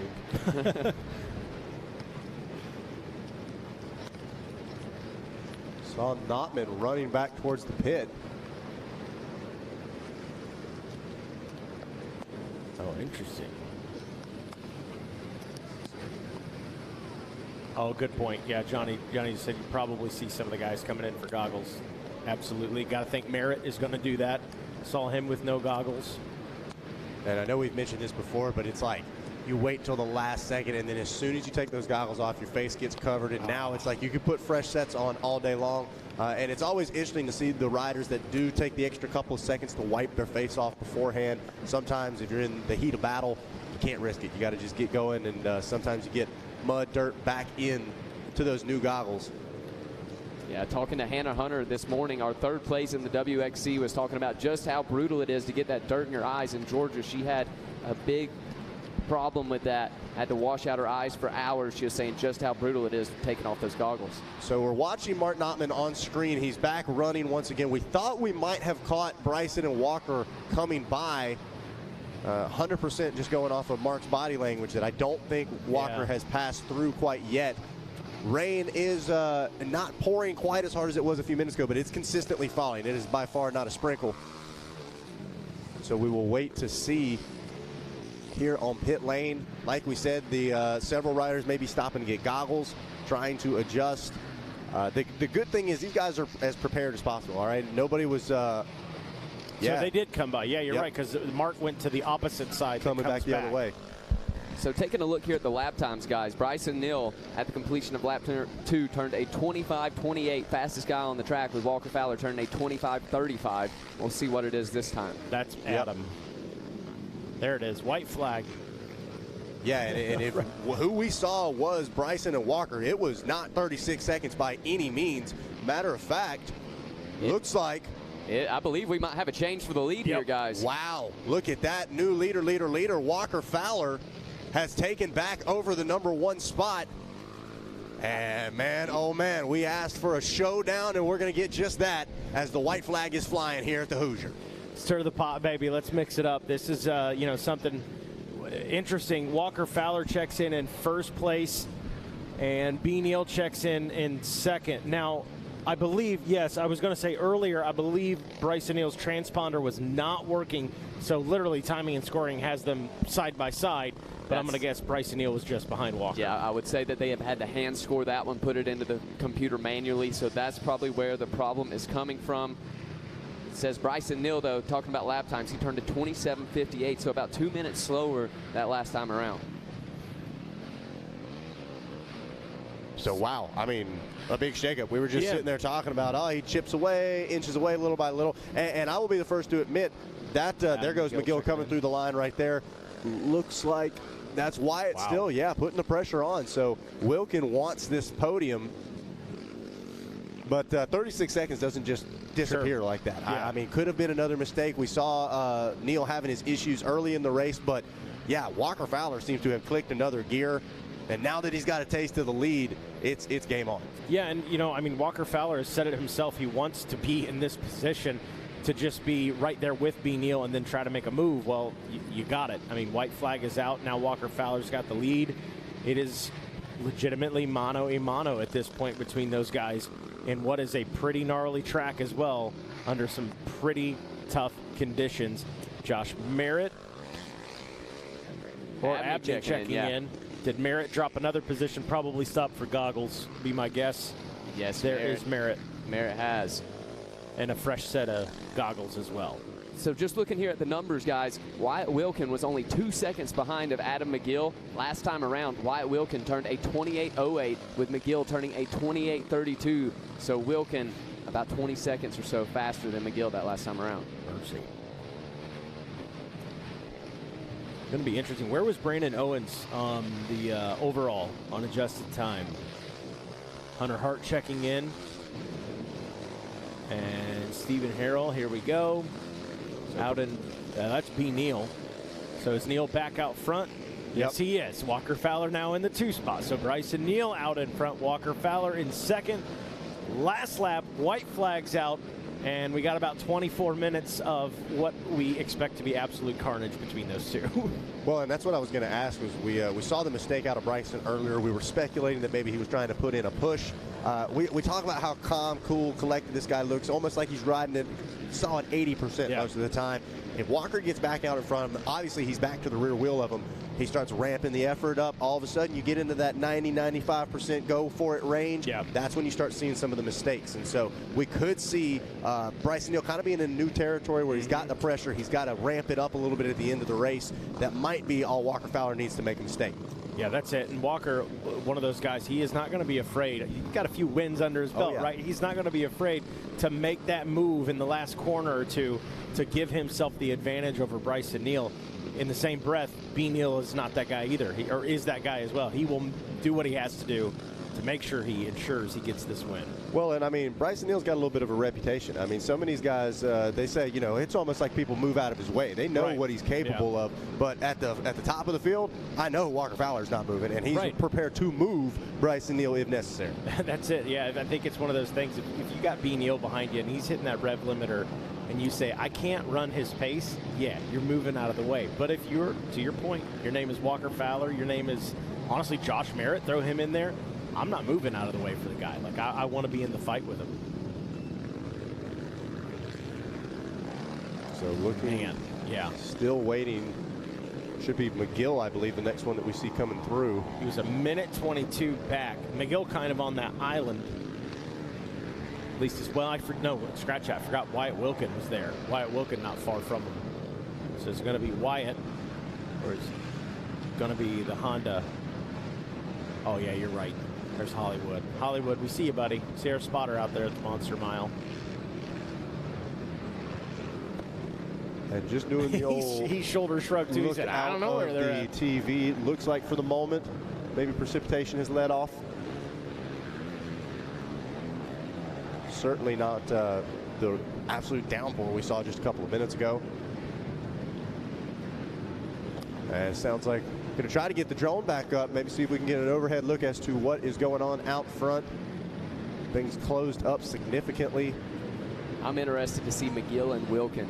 I think we very well could see Wilkin on the 621 come around ahead of the 521 of McGill. That's got to be an intimidating thing. The young buck out there with the guy you've looked up to, you know. But Wilkin's been in this position this season and helped him get into a podium as well. So maybe Wilkin having the ride that dreams are made of. Here we go. B. Neal out in front and still in tow, 723. Walker Fowler. The gap is not much. B. Neal knows he's there. Yep.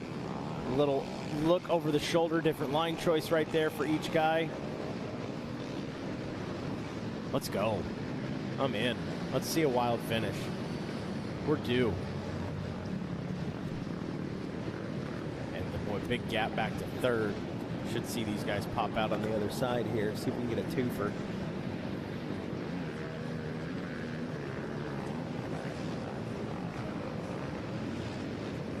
Is that him going up the other side? Okay. So, again, from my angle, brown guy, brown bike. But Johnny can tell. He'll look at, the way the jersey is creased under the shoulder.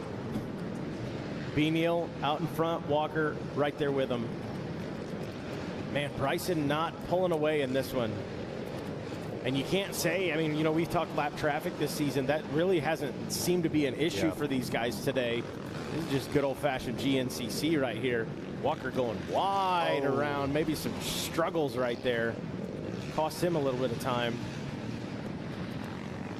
Yeah, you kind of can see almost in the body language of Bryson Neal. He's kind of flopping around a little bit. His head's kind of bobbling. Very uncharacteristic for what we see. He's normally as locked in, clocked in, whatever you want to say. He is not shaken by the ground whatsoever. And so it just goes to show he's pushing that pace. Walker's right there. He's riding at all-out intensity. Heart rate's probably spiked up.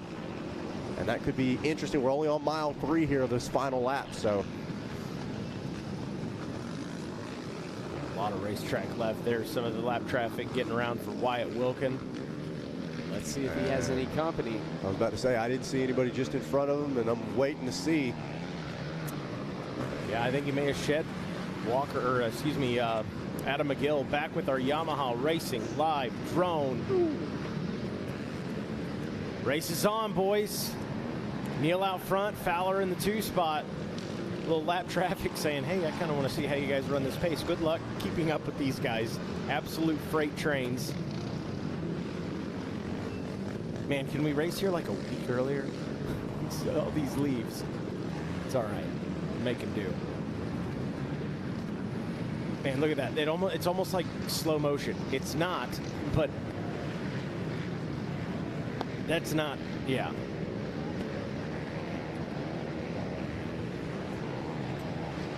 And not much separating those two, just a bike length or two, if that is our leaders that we're watching on screen.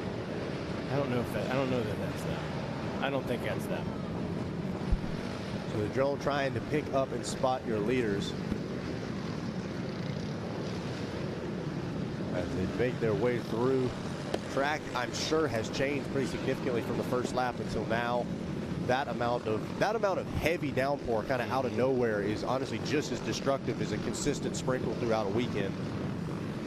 Flash flood almost type conditions. All of a sudden, I would be very interested to see that creek shot where they're coming through, how much things have changed right there. And a big shout out to Gabe here on the Yamaha Racing live drone. We do not have any kind of trackers or anything like that on these riders. Gabe finds those riders and follows them through the woods, so a big shout out to him. Take a look at the tree boneyard here. I like that. Who's it gonna be? Neal, Fowler. We gotta start taking wagers in the booth. This is a nail biter here. Will Walker Fowler be able to close it up on Bryson Neal? We've not saw anybody do it all season long. Boy, and obviously for the right reasons, a lot of attention on Fowler and Neal right now for that lead, but you got to hand it to Wyatt Wilkin. Another mud race like we saw in Georgia where he got his podium. Another mud race here. We're going to have to start calling him the mud guy. I don't know if he's going to like that, but nonetheless, he's had a pretty stellar day. He's been in the fight with pretty much pick anybody in the XC1. He's been challenging them here today.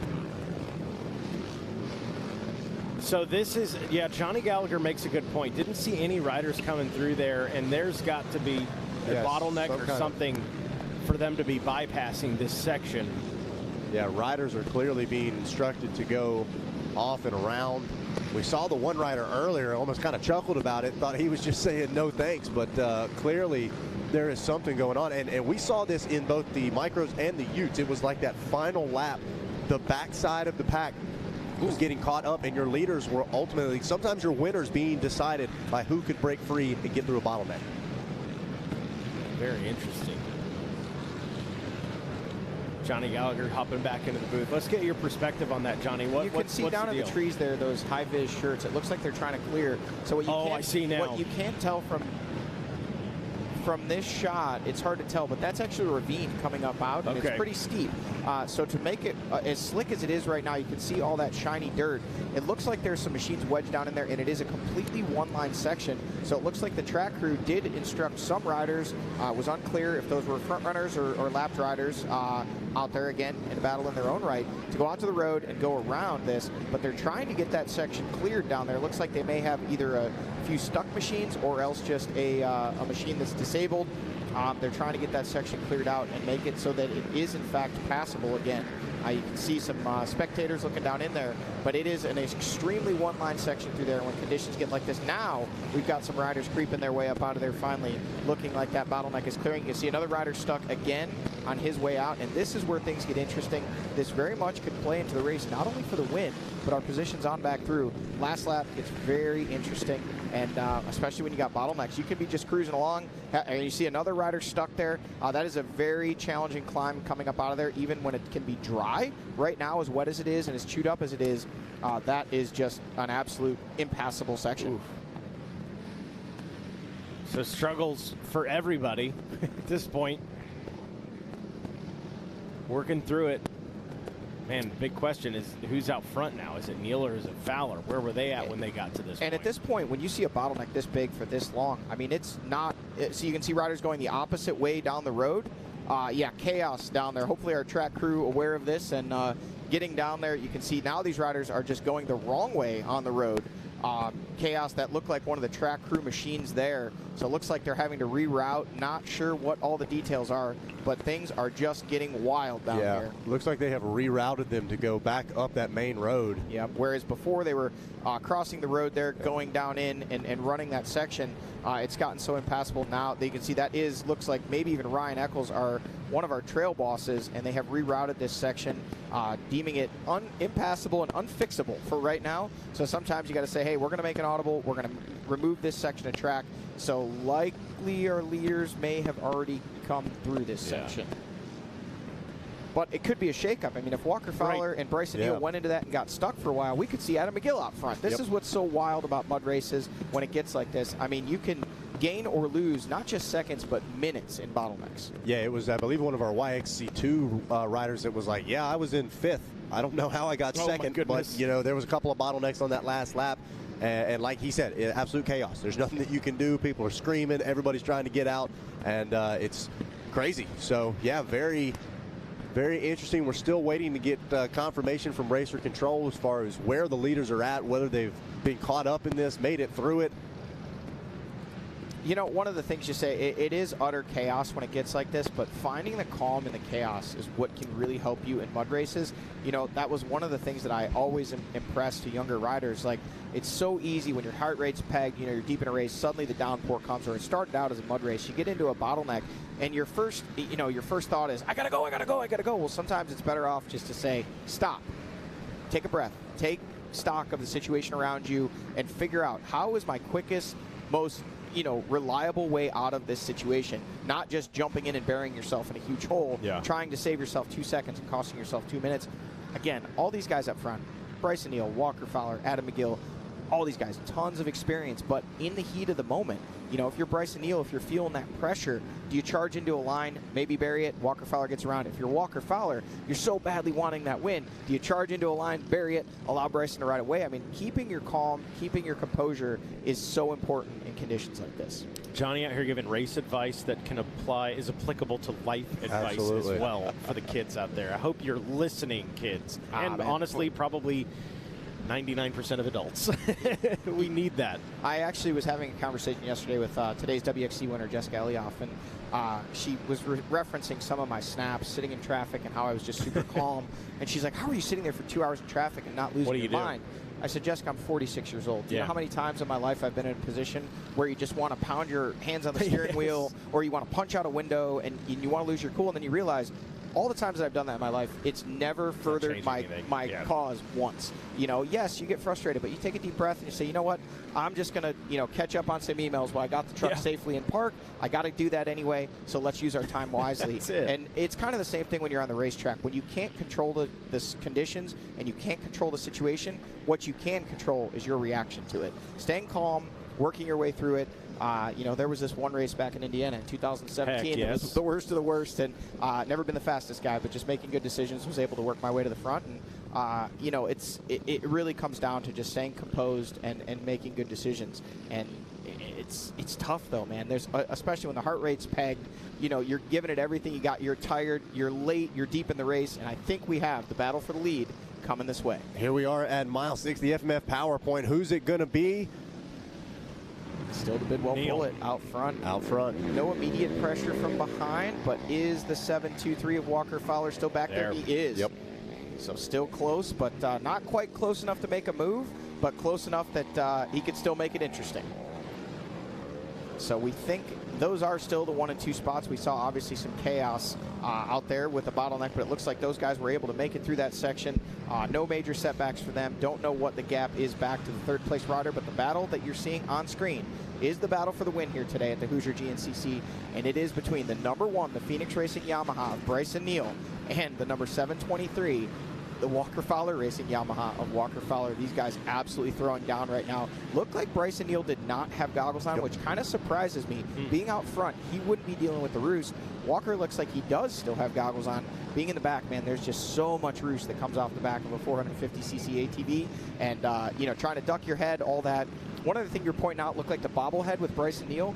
Crazy how heavy these helmets get in a mud race like this. So you see these guys a lot of times will reach up and they'll use their forearm to wipe the mud. You don't want to use your glove because then your glove gets slick. But if you use your forearm, you can kind of get the chunks of the mud off, get the helmet a little lighter. Or if was it McClure that will just full-blown change out a helmet? That is Josh Merritt. Josh Merritt. Oh, it is Merritt. Yeah. And he may have done that. That might be where we saw lose that time, that position. We knew he was going to need goggles, but he may have done a full helmet change. Yeah, it's you talk about how heavy that stuff is. Bryson Dickerson grabbed a win earlier today in one of the youth classes, and he said, "Here, I brought you a present." And he literally scraped. It had to be every bit of 10 pounds just off of his helmet, plopped it right down there on the podium, and it's like pottery clay up there. Oh, yeah. So impressive stuff from these guys, and yeah, after 2 hours of battle, we're close, baby. Yeah, we are on screen. Real close. If you want to talk about how much this mud weighs, I think I've told this story before. I'll probably tell it every mud race. 2004, I believe it was, we weighed the race machines after the Penn G. Look at this, Walker Fowler going wide, taking an outside line. Bryson Neal able to make it to the corner first, blocking the spot and continuing to hold the lead, but heavy pressure from behind right now from the 723 machine. We weighed the machines. They were roughly 450-pound race machines. After the race, 863 pounds. Wow. So they had gained more than 400 pounds of mud from the John Penn, and we weighed them the next day when some of the moisture would have evaporated out of the mud, meaning that was likely even heavier immediately crossing the finish line. Man, look at this battle. Thankful to have this Yamaha Racing live drone to bring us this action. Again, we'd love to have a little less leaves on the tree, but still, we're getting to see it, and these guys are throwing down. Yeah, gloves are off at this point. This is game on, coming down to the final few miles, and this is as close as we've seen any racing here at the XC1 field in 2024. Yeah, this is the we saw obviously the race in Georgia, another mud run come down. Wasn't quite as close as this. At one point on the last lap it was, and then Bryson was able to pull out, I believe it was 5-6 seconds there at the finish line. But man, I mean, it's if you're Walker Fowler, if you're the rest of this XC1 class, you got to take the fight to Bryson Neal. Bryson looking like he was starting to make it a little easy today. We'll get the story after the race if he's able to get this done, or if Walker Fowler is able to grab win number 75. We'll get all the details of how it all transpired. But at one point, Bryson Neal had opened up what we believe was a 36-second gap, and then suddenly that gap evaporated, and right on his rear wheels, like we see right now, was the 723 of Walker Fowler. Looked like they may have taken different lines there. It's hard to see. Entirely possible. Jackson and myself, we're going to head down to the podium. You guys let us know what you're seeing, and we'll get ready to bring home a checkered flag here from the Hoosier. Well, Johnny, this has been the scenario, I guess, that Walker Fowler has been wanting, where, hey, I've got to get a good start. He had a sensational start. He's been in the fight all day with B. Neal, and he's obviously he wants to be out in front of B. Neal right now. That would be more ideal. There is Hunter Hart working his way through now at the number 6 mile marker. And just behind him, still the number 8 of Stephen Harrell and the number 12 of Chris Borich.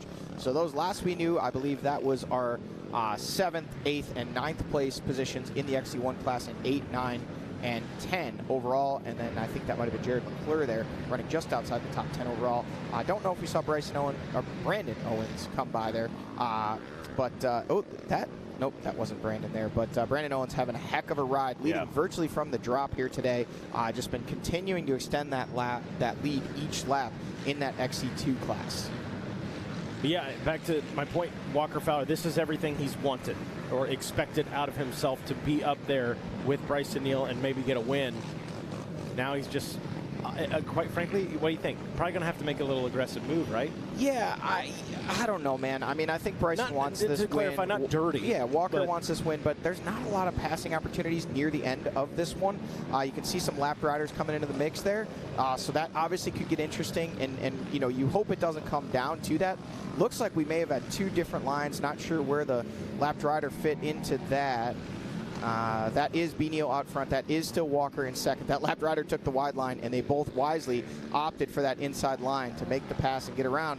But yeah, I mean, we do still have a couple field sections left, but as much mud is being thrown off the back of that machine of Bryson Neal right now, be very, very challenging for Walker Fowler to even get close enough to even potentially make a move, let alone to actually make it stick. So at this point, yeah, get aggressive, or really just try to pressure Bryson Neal into a mistake. But Bryson Neal rock solid so far. But hey, the only way to find out if it's possible is to just run it in there, and it looks like that's what's happening right now. Mile marker number 8. This will be the section just before the final field section. So hopefully we have that Yamaha Racing live drone up and still ready to go when they hit that field section. But they're working their way to the 8-mile marker, which should be kind of right what they're coming up on. That is still Bryson Neal and Walker Fowler. They just look like brown guy, but they are throwing down 2 multi-time GNCC champions with an absolute laundry list of wins. 28 now for Bryson Neal, trying to grab number 29.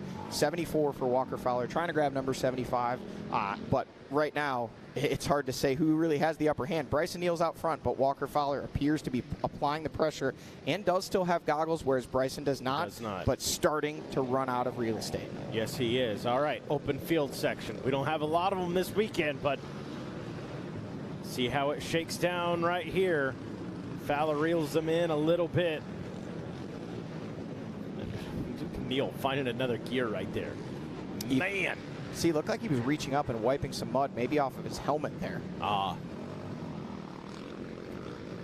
Squeezing absolutely every ounce of power and traction out of these machines. Walker trying to get a little sideways, looking like he was trying to set himself up for an inside line there. So looking racy, does not look like he is going to try and just follow Bryson to the finish. He's going to throw everything he has at it to try to make a move if there is a move to be made. Oh, man. Let's go, boys. Bring home rider broken down right there, at least hanging out. Putting on a show. Slick. You can see just absolutely no grip. These guys having a tiptoe into the corners, and you just run that risk when you're pushing. If you're Bryson Neal, you kind of have things controlled right now, but at the same time, you don't want to rest on your laurels. You don't want to let Walker get any closer than he already is, but just one simple little miscue blow over a berm could change the entire scope of this race here in the final miles. Oh, Walker Fowler now without goggles as well. So both of these guys having to ditch the goggles and just absolutely use the eyes as their only protection against the elements. Eyelids are working as the goggles right now, closing their eyes, trying to keep the mud out. Walker Fowler just absolutely eating roost back there in the number 2 spot. Boy, bigger man than me. Have the water bottles ready for these boys so they can wash their eyes out at the end of this one. Walker Fowler throwing everything at B. Neal right now. Inching ever closer, Johnny Gallagher. Yeah, it's just a matter of trying to make a pass in these final miles. I mean, there's a couple 2-line sections, but there's clearly a faster line. You can see it starting to tack up, which I would argue probably working into the favor Bryson Neal right now. He wishing this was a dry racetrack right now. He doesn't want any question about lapped riders getting stuck in ruts, anything like that. But that may, in fact, be what this comes down to. Here we go. B. Neal out in front. Back into the woods they go. It is Walker Fowler in the 2 spot in tow, making their way toward the finish line area. If you are down there at the finish line, buckle up, Buttercup. This may be an absolute wild finish. B. Neal maintaining that lead.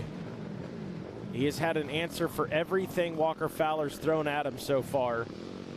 Neither guy with goggles. Forget about it. Maybe a little love tap right here. trying to get back to that up on the inside. He's going to try and square him up here. He runs it up on the inside. A little contact is made, and Walker Fowler makes the pass. Wow, that was he. You could see him trying to run it up the inside. Bryson Neal at the last second, realizing he was there, turning back down. Walker Fowler having the inside. Definitely contact was made, but that was the move, trying to get it done. I'm sure Bryson Neal is not just going to settle into second. He is going to give everything back, and given the opportunity, will run it right up the inside, just like Walker Fowler just did to him. That was absolutely great riding. That was the aggressive pass I was asking about, Johnny Gallagher, from Walker Fowler. Was it dirty? Absolutely not. That was racing right there. Walker Fowler making it happen. Can he hang on to it? Wiggles through there. They're going past Pro Row now for Bike Pro Row. I tell you what Walker Fowler knows right now, though. He gave it, and he knows that if he's not able to open up a little gap, he may very possibly get it back. Once you open that door, again, do I think that was dirty? No. Was it aggressive? Absolutely. Sure. There was no risk of, tangling or getting injured there, but he ran it up the inside, took the inside away. Bryson Neal, by the time he realized he had left that inside line open, there was nothing that he could do, and Walker Fowler just charged through. Bryson kind of getting hung on that berm, but turnabout is fair play, and if Bryson has the opportunity, he's going to give it back, as he should. Yeah, absolutely. But this is it. This is the final stretch coming through the water here. Look at how deep this water is. When they emerge from these woods, it will be a checkered flag waving. We are just mere seconds away from a checkered flag waving. Will it be the 723 of Walker Fowler? Can Bryson Neal tee him up and square him up just like Walker Fowler just did to him? Or will the 723 machine hang on? Looks like he's got a little bit of a gap now. And here we go. Last final turn. Walker Fowler, the 723, will grab win number 75 of his career and is now tied with Chris Borich. Johnny, that's got to feel good, man, to see. Yeah, you can see their handshake there. And I'll be honest with you, if you're Bryson Neal, you're not happy about that one. Sure. But at the same time, he'll go back and look at that. He's not going to be, hey, this is my good buddy Walker. I love this guy. But, that was an aggressive pass. It was a last-ditch effort. He knew that was his last opportunity. Bryson, you can see, probably struggling with vision there and just leaving the inside just enough open. Walker Fowler saw an opportunity and said, I may not be here to make friends, but I am here to make history. 75 wins, tying the all-time race winner, Chris Borich, who is still back there battling for potentially a top 5 position today. So what a battle we just got to witness. It's interesting. You go back to last season, and by the way, great ride by Neal finishing in second. Also, he's human. I learned that today. He is human. He can be beat. Taking a look at that. Walk us through this replay, Johnny, of this pass by Walker.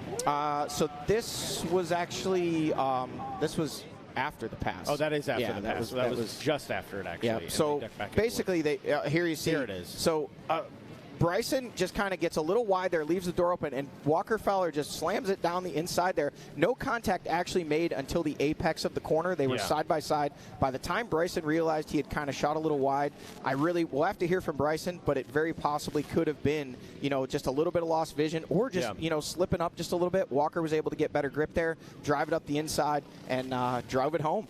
That's absolutely impressive. But again, Walker Fowler, Mark Notman said, hey, can I get a selfie, bud? Big fan. I'm going to guess I know who that is. I'm guessing that would be Walker's girlfriend, Lisa, on the phone there. And he's saying, I'll call you right back. I got to do a TV interview. I can't hear you because I have earplugs in. But, again, Walker Fowler, you go back to last season. You had the injury. The question of, will he ever even race again? And I know we've talked about this before, but I can't help but just reiterate just how incredible this journey has been for him to, hey, I'm racing snowshoe, to, hey, I can get a podium, to, hey, I got to win. And then you had the birds chirping, yeah, but, Bryson Neal, yeah, but, well, there was no but today. This was mano-a-mano. It was a mud race, the great equalizer. Bryson Neal had the lead. Walker Fowler makes a great aggressive move in a corner to get the pass and gets the win. Straight up, Walker Fowler won this today. Yeah, and honestly, I think if you're Bryson Neal, you got to take a lot of confidence away from this too. Bryson admittedly told us after winning the Georgia round, he's always thought, or people have said, that the mud was his Achilles heel. He can't get it done in the mud. There is Wyatt Wilkin. We'll check and see if he was able to hold on to that number 3 spot. Wyatt Wilkin rounding out the podium, 2 minutes 15 seconds behind. Only 2 seconds behind him was Adam McGill in the number 4 spot. So what a battle between those those two. But again, if you're Bryson Neal, a lot of good to take away from this. I mean, he took it right down to the wire in a mud race, which has historically been his Achilles heel, and were it not for that one slight miscue in leaving the door open, or at least, let's not even say left the door open, left a small crack in the door. For sure. And Walker Fowler used his jaws of life to open the door. But again, good hard racing between those two, and you know, it just, for me, makes me even more excited going to St. Clairsville in 2 weeks. Yes. Because, you know, these guys are just absolutely laying it down right now, and the battles behind them are equally as intense and fierce. Yeah, and not to mention, hey, Bryson Neal, he's from Ohio. Walker Fowler, he's from Ohio. So let's do this. And I would say, you know, back in the day, it used to be, you know, Walker Fowler would say, oh, the Penton, that's my home race. Bryson Neal lives a lot closer to the Penton than Walker Fowler. If there was a track that's kind of like neutral ground in Ohio for those two, St. Clairsville's equidistant, kind of, sort of, for both of them. So I think each of those guys is going to want to lay claim to that as, hey, we're going back to Powerline. That's my jam. Yeah, no, it kind of excited to go back to Powerline, see what it looks like in a couple of weeks. Standing by, we're waiting on that interview from Walker Fowler, and sounds like Zach Herron stands by with Walker Fowler. Hey guys, I am down here listening to the post-race breakdown between Walker Fowler and Bryson Neal. Walker, man, we were questioning how you were going to feel at the end of the day today. You got the big smile. You got the fans going crazy. You've done it. First of all, you've tied history, man. Most wins ever. That's got to feel good, but something about it just a little bit sweeter out here getting the job done in the mud. Look at that. Knuckles going around, man. How are you feeling? Man, to tie Chris Borich with a Chris Borich pass, man, 2014 taught me a lot. Chris Borich did that to me with 3 corners to go. And in those conditions, I'm like, man, if he leaves the door open anywhere, you know, the main line, you had to stay on it. The mud and the ruts were getting so bad there was nowhere to go. And I'm like, it's going to take an open corner, and you're just going to have to use him as a berm and pray that you do it clean enough where it's right. And, man, he checked up so early trying to get into it. It was really slick. And I was like, dude, I got so much room to just – I'm either going to miss him because I carried so much speed, or, man, I caught him perfect. And it slowed both of us down, but it wasn't super aggressive. I mean, it was aggressive, but it wasn't dirty. And man, I was the same thing in my head. I'm like, man, Chris Borich did this to me almost 10 years ago, and I might just get to, you know, tie him on a day like today. One of the best GNCC racers of all time, and now there is no winningest. There's 2. Hey, absolutely. History has repeated itself out here. I saw you guys talking afterwards. Clearly, he's okay with the move as well. Aggressive racing, it's part of it. But, man, you got the whole shot. You got out front. You were talking about that. Talk about bringing the fight to Bryson. He got around you. There for a little bit, he had opened up a gap. What were you telling yourself to be able to close that back up? The rain came. How did you bring it home? I rode so tight that second lap. I had a little bit of clay on my left hand, and that was starting to dry out, and then I hit the creek crossing, and, man, it turned to ice, and I needed a towel so desperately, and I got arm pumped because I just physically couldn't hold on. I think he got us by about 30 seconds there. Excuse me. And I was like, well, I think today's over, but, you know, when I fueled, I felt a lot better. And I was like, I just got to stay close. I know he's feeling some pressure. I know I forced him into a mistake that first lap. He hit a tree, flipped it over. And I was like, man, if I can just put some pressure on him, maybe he'll crack. And, man, he's definitely one of the, you know, currently the best racer out there. And speed-wise, no one's going to touch him. I hope that's not my water. My mom's spilling everywhere. Look at that. Just dumping it everywhere. Thanks, Mom. No, I'm just kidding. But, man, the rains came, and I didn't slow down. Like, my speed was to say, I already couldn't hold on. And I was like, man, this feels just like the first 2 laps. So, after the first field section, Bryson had at least 30 seconds on me still. We come into the next one. He was 2 turns in front of me. There was a deep rut, and a bunch of lappers had gotten stuck on each other, and there was nowhere to go. We had to make a new line around him, and I assume he got caught up with them and lost some time. So, you know, that really made the race close, and then I just had to latch on. There was a couple places he was still able to rail some berms and ruts, and I was just kind of back there just doing my thing, and I'm like, as long as I'm close at the end, it counts. And man, I had a good couple runs, and that was cool. So I see your hands shaking, so I think I did my job. I've been training, man. I knew this was coming. We knew you had what it took, but you got a whole lot of people behind you, man. It is far from a one-man show. You get the job done, you're back on top. Who's with you? I just got to give the glory to God first and foremost for just giving me a third opportunity at this point to come back and do what I love, and my beautiful girlfriend, the Pipers. Joe, I hope those chicken wings taste pretty damn good right now. I'm jealous, and man, the whole WFR GBC Fly Racing Yamaha team, Barrett and Dave Childers, thank you guys so much. My man Mark Notman, the Notman family, my mom and dad, man, just the families and the people is really the biggest thing, and then you know, sponsors that basically are family as well. Definitely got to give it up to DWT Wheels, SSI Decals, Wrath Racing. Man, this B&R Motorsports engine and shock package. I didn't even make it to second gear. I put up the #1 going into the first corner. I looked over and I was 2 bike lengths ahead. I just had such a good start, and that kind of confidence is what I've lacked. So, you know, the B&R guys, Ryan, Rob, everybody there, thank you guys so much for never giving up and believing in us. And shoot, let's go Scott Goggles, man. That was a great day to have Scott Goggles. I made it further than Bryson did, and I was behind him. Got to give it up to Hauser Racing Components. I think maybe all 3 riders are Hauser. Definitely have to thank Fox Rear Shocks, DP Brakes, slowing me down when I had to. Oh, shoot, man, there's such a long list of people. IMS, Precision Stabilizer, Grenade Powder Coating, Yamalube, GYTR, Webcams, VP Racing Fuels, D&B Trucking, Flex Handlebars, getting me dialed in with a new setup. Wiseco Pistons, Waynesburg Yamaha, and man, anybody else I'm forgetting, thank you guys so much. Fuel Customs Intake, anti-gravity batteries, got me off onto that killer hole shot. Thank you guys so much. There it is, guys. You see the smile. Walker Fowler, he's back. Hey, he's back. I like that. That's your buddy, man. I mean, it's our buddy at this point. I feel like I've been around long enough I can say that, but just sensational. Now tied. I love these point he said he is no longer the winningest. Now it is tied with 2. And a man who's got some more wins under his belt, you know, have many more, no doubt. Bryson Neal standing by with Jackson Burrell. Yeah, guys, I'm here with Bryson Neal, our second place. Bryson, take us through today. Oh, man, it was we got a great start again. I think we was top 3 going into the woods, so that was a huge thing. This track was pretty darn demanding. You know, our first lap, the holes out there, it tacked up really nice. It was a really nice race course, but the holes and the ruts were so sucky-fied and so deep, it was really hard to kind of try to find a flow. It just felt overall tight throughout the whole first lap, trying to pick your way through the train track ruts. But we got to the lead, I think 5, 6, 7 mile marker somewhere in there, and man, we starting to get away. And right before the rain came in, we was getting away, we was getting the gap, and then right before we got to the white flag, I made a little bit of a mistake with a lap rider. He got stuck in these ruts, and I couldn't see it. I was already in the rut, and I came around a big winding left-hand corner, and he was stuck in it at the end. I tried to turn up out, I couldn't get up out, and I actually ran into the rear end of his tire.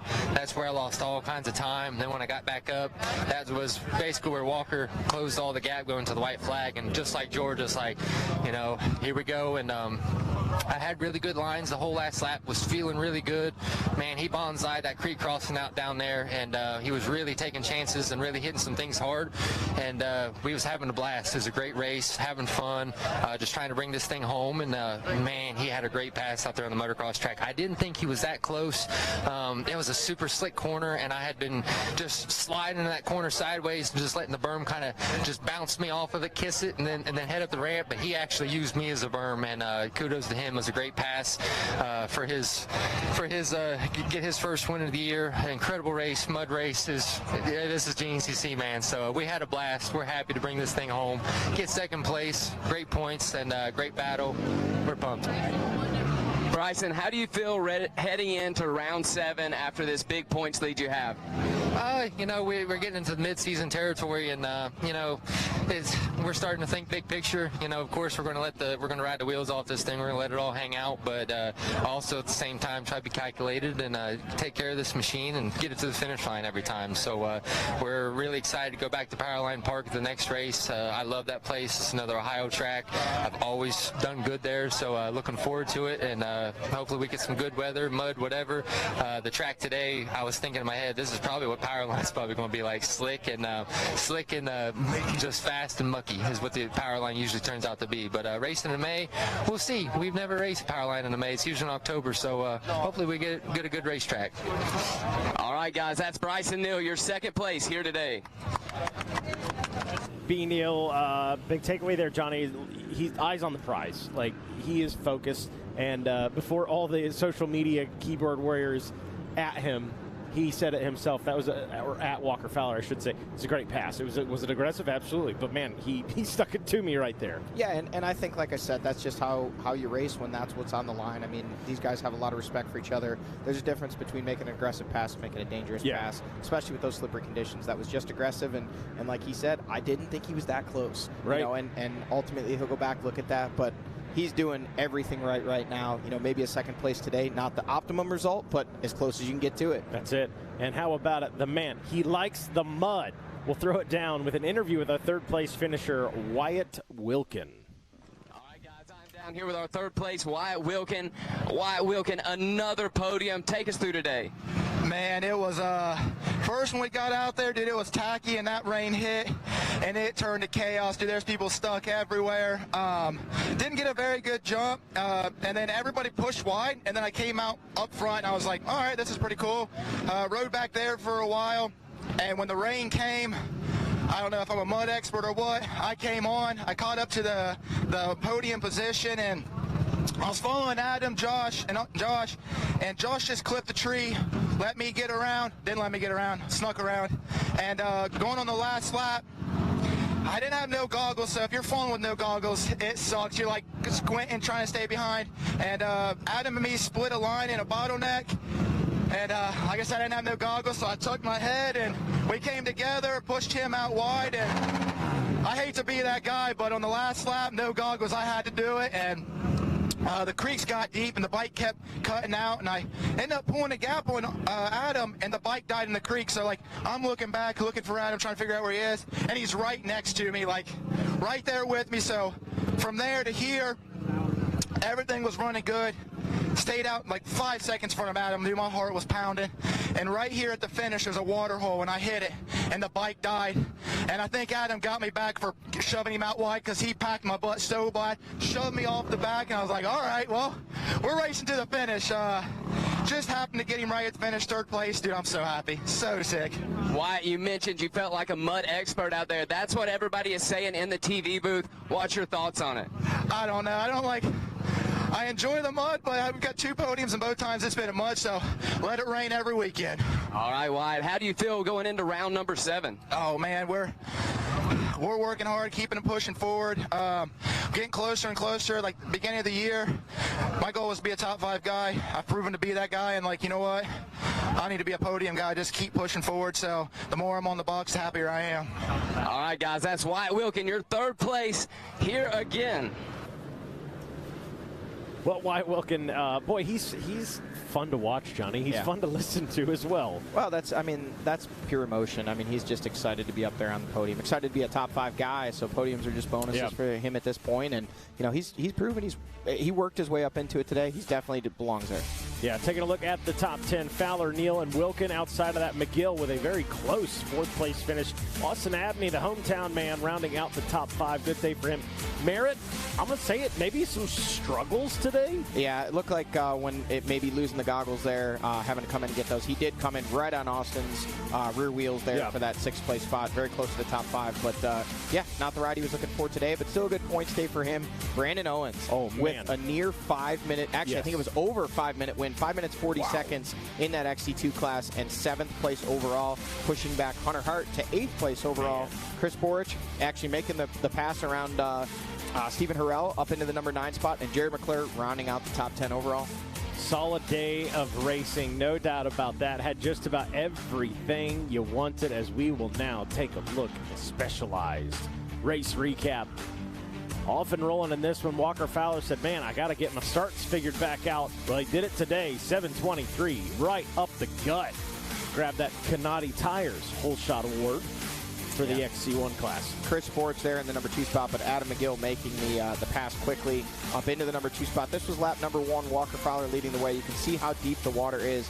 Walker Fowler getting outside, getting some good grip there on the grass, but a lot of pressure from behind from the Bidwell Bullet. The number 1, Bryson Neal, putting a ton of pressure on Fowler, ultimately making the pass right here in a split line, taking the outside, carrying more speed, and when the lines come together, just by a bike length. Man, I don't think you could have slid a credit card between those guys right there. And then, boy, just a mano battle from there. Neither guy really letting the other one. Oh, forgot about this little bobble right there. Fowler unable to get around him at that point. Bryson Neal kind of pinned under his ATV there for a second, but got going quickly.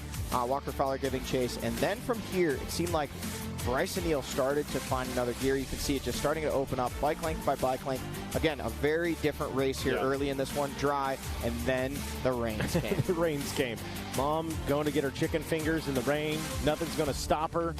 And the racing continued for the XC1 Pro class. And I got to admit, toward the end there, B. Neal put on a little bit of a gap where you could see he sensed the pressure coming from behind from Walker Fowler.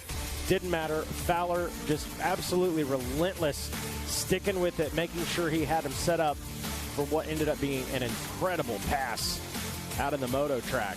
Well, it seemed like the mishap that Bryson Neal talked about there on camera after the race really opened the door for Walker Fowler. And when he said, okay, hey, I've got a second chance at this that maybe I didn't think I was going to get, he decided to make the most of it. And right here, Bryson Neal goes wide, checks up early. Walker Fowler down the inside, using Bryson a little bit as a berm there. Bryson gets hung on the top of the berm, and you can see right then and there that was the pass for the win. And Walker Fowler holds it to the finish line for his first win of 2024. First win of 2024 and 75th win of his career, tying Chris Borich on the all-time wins list. That's impressive. Folks, you watched some GNCC history today.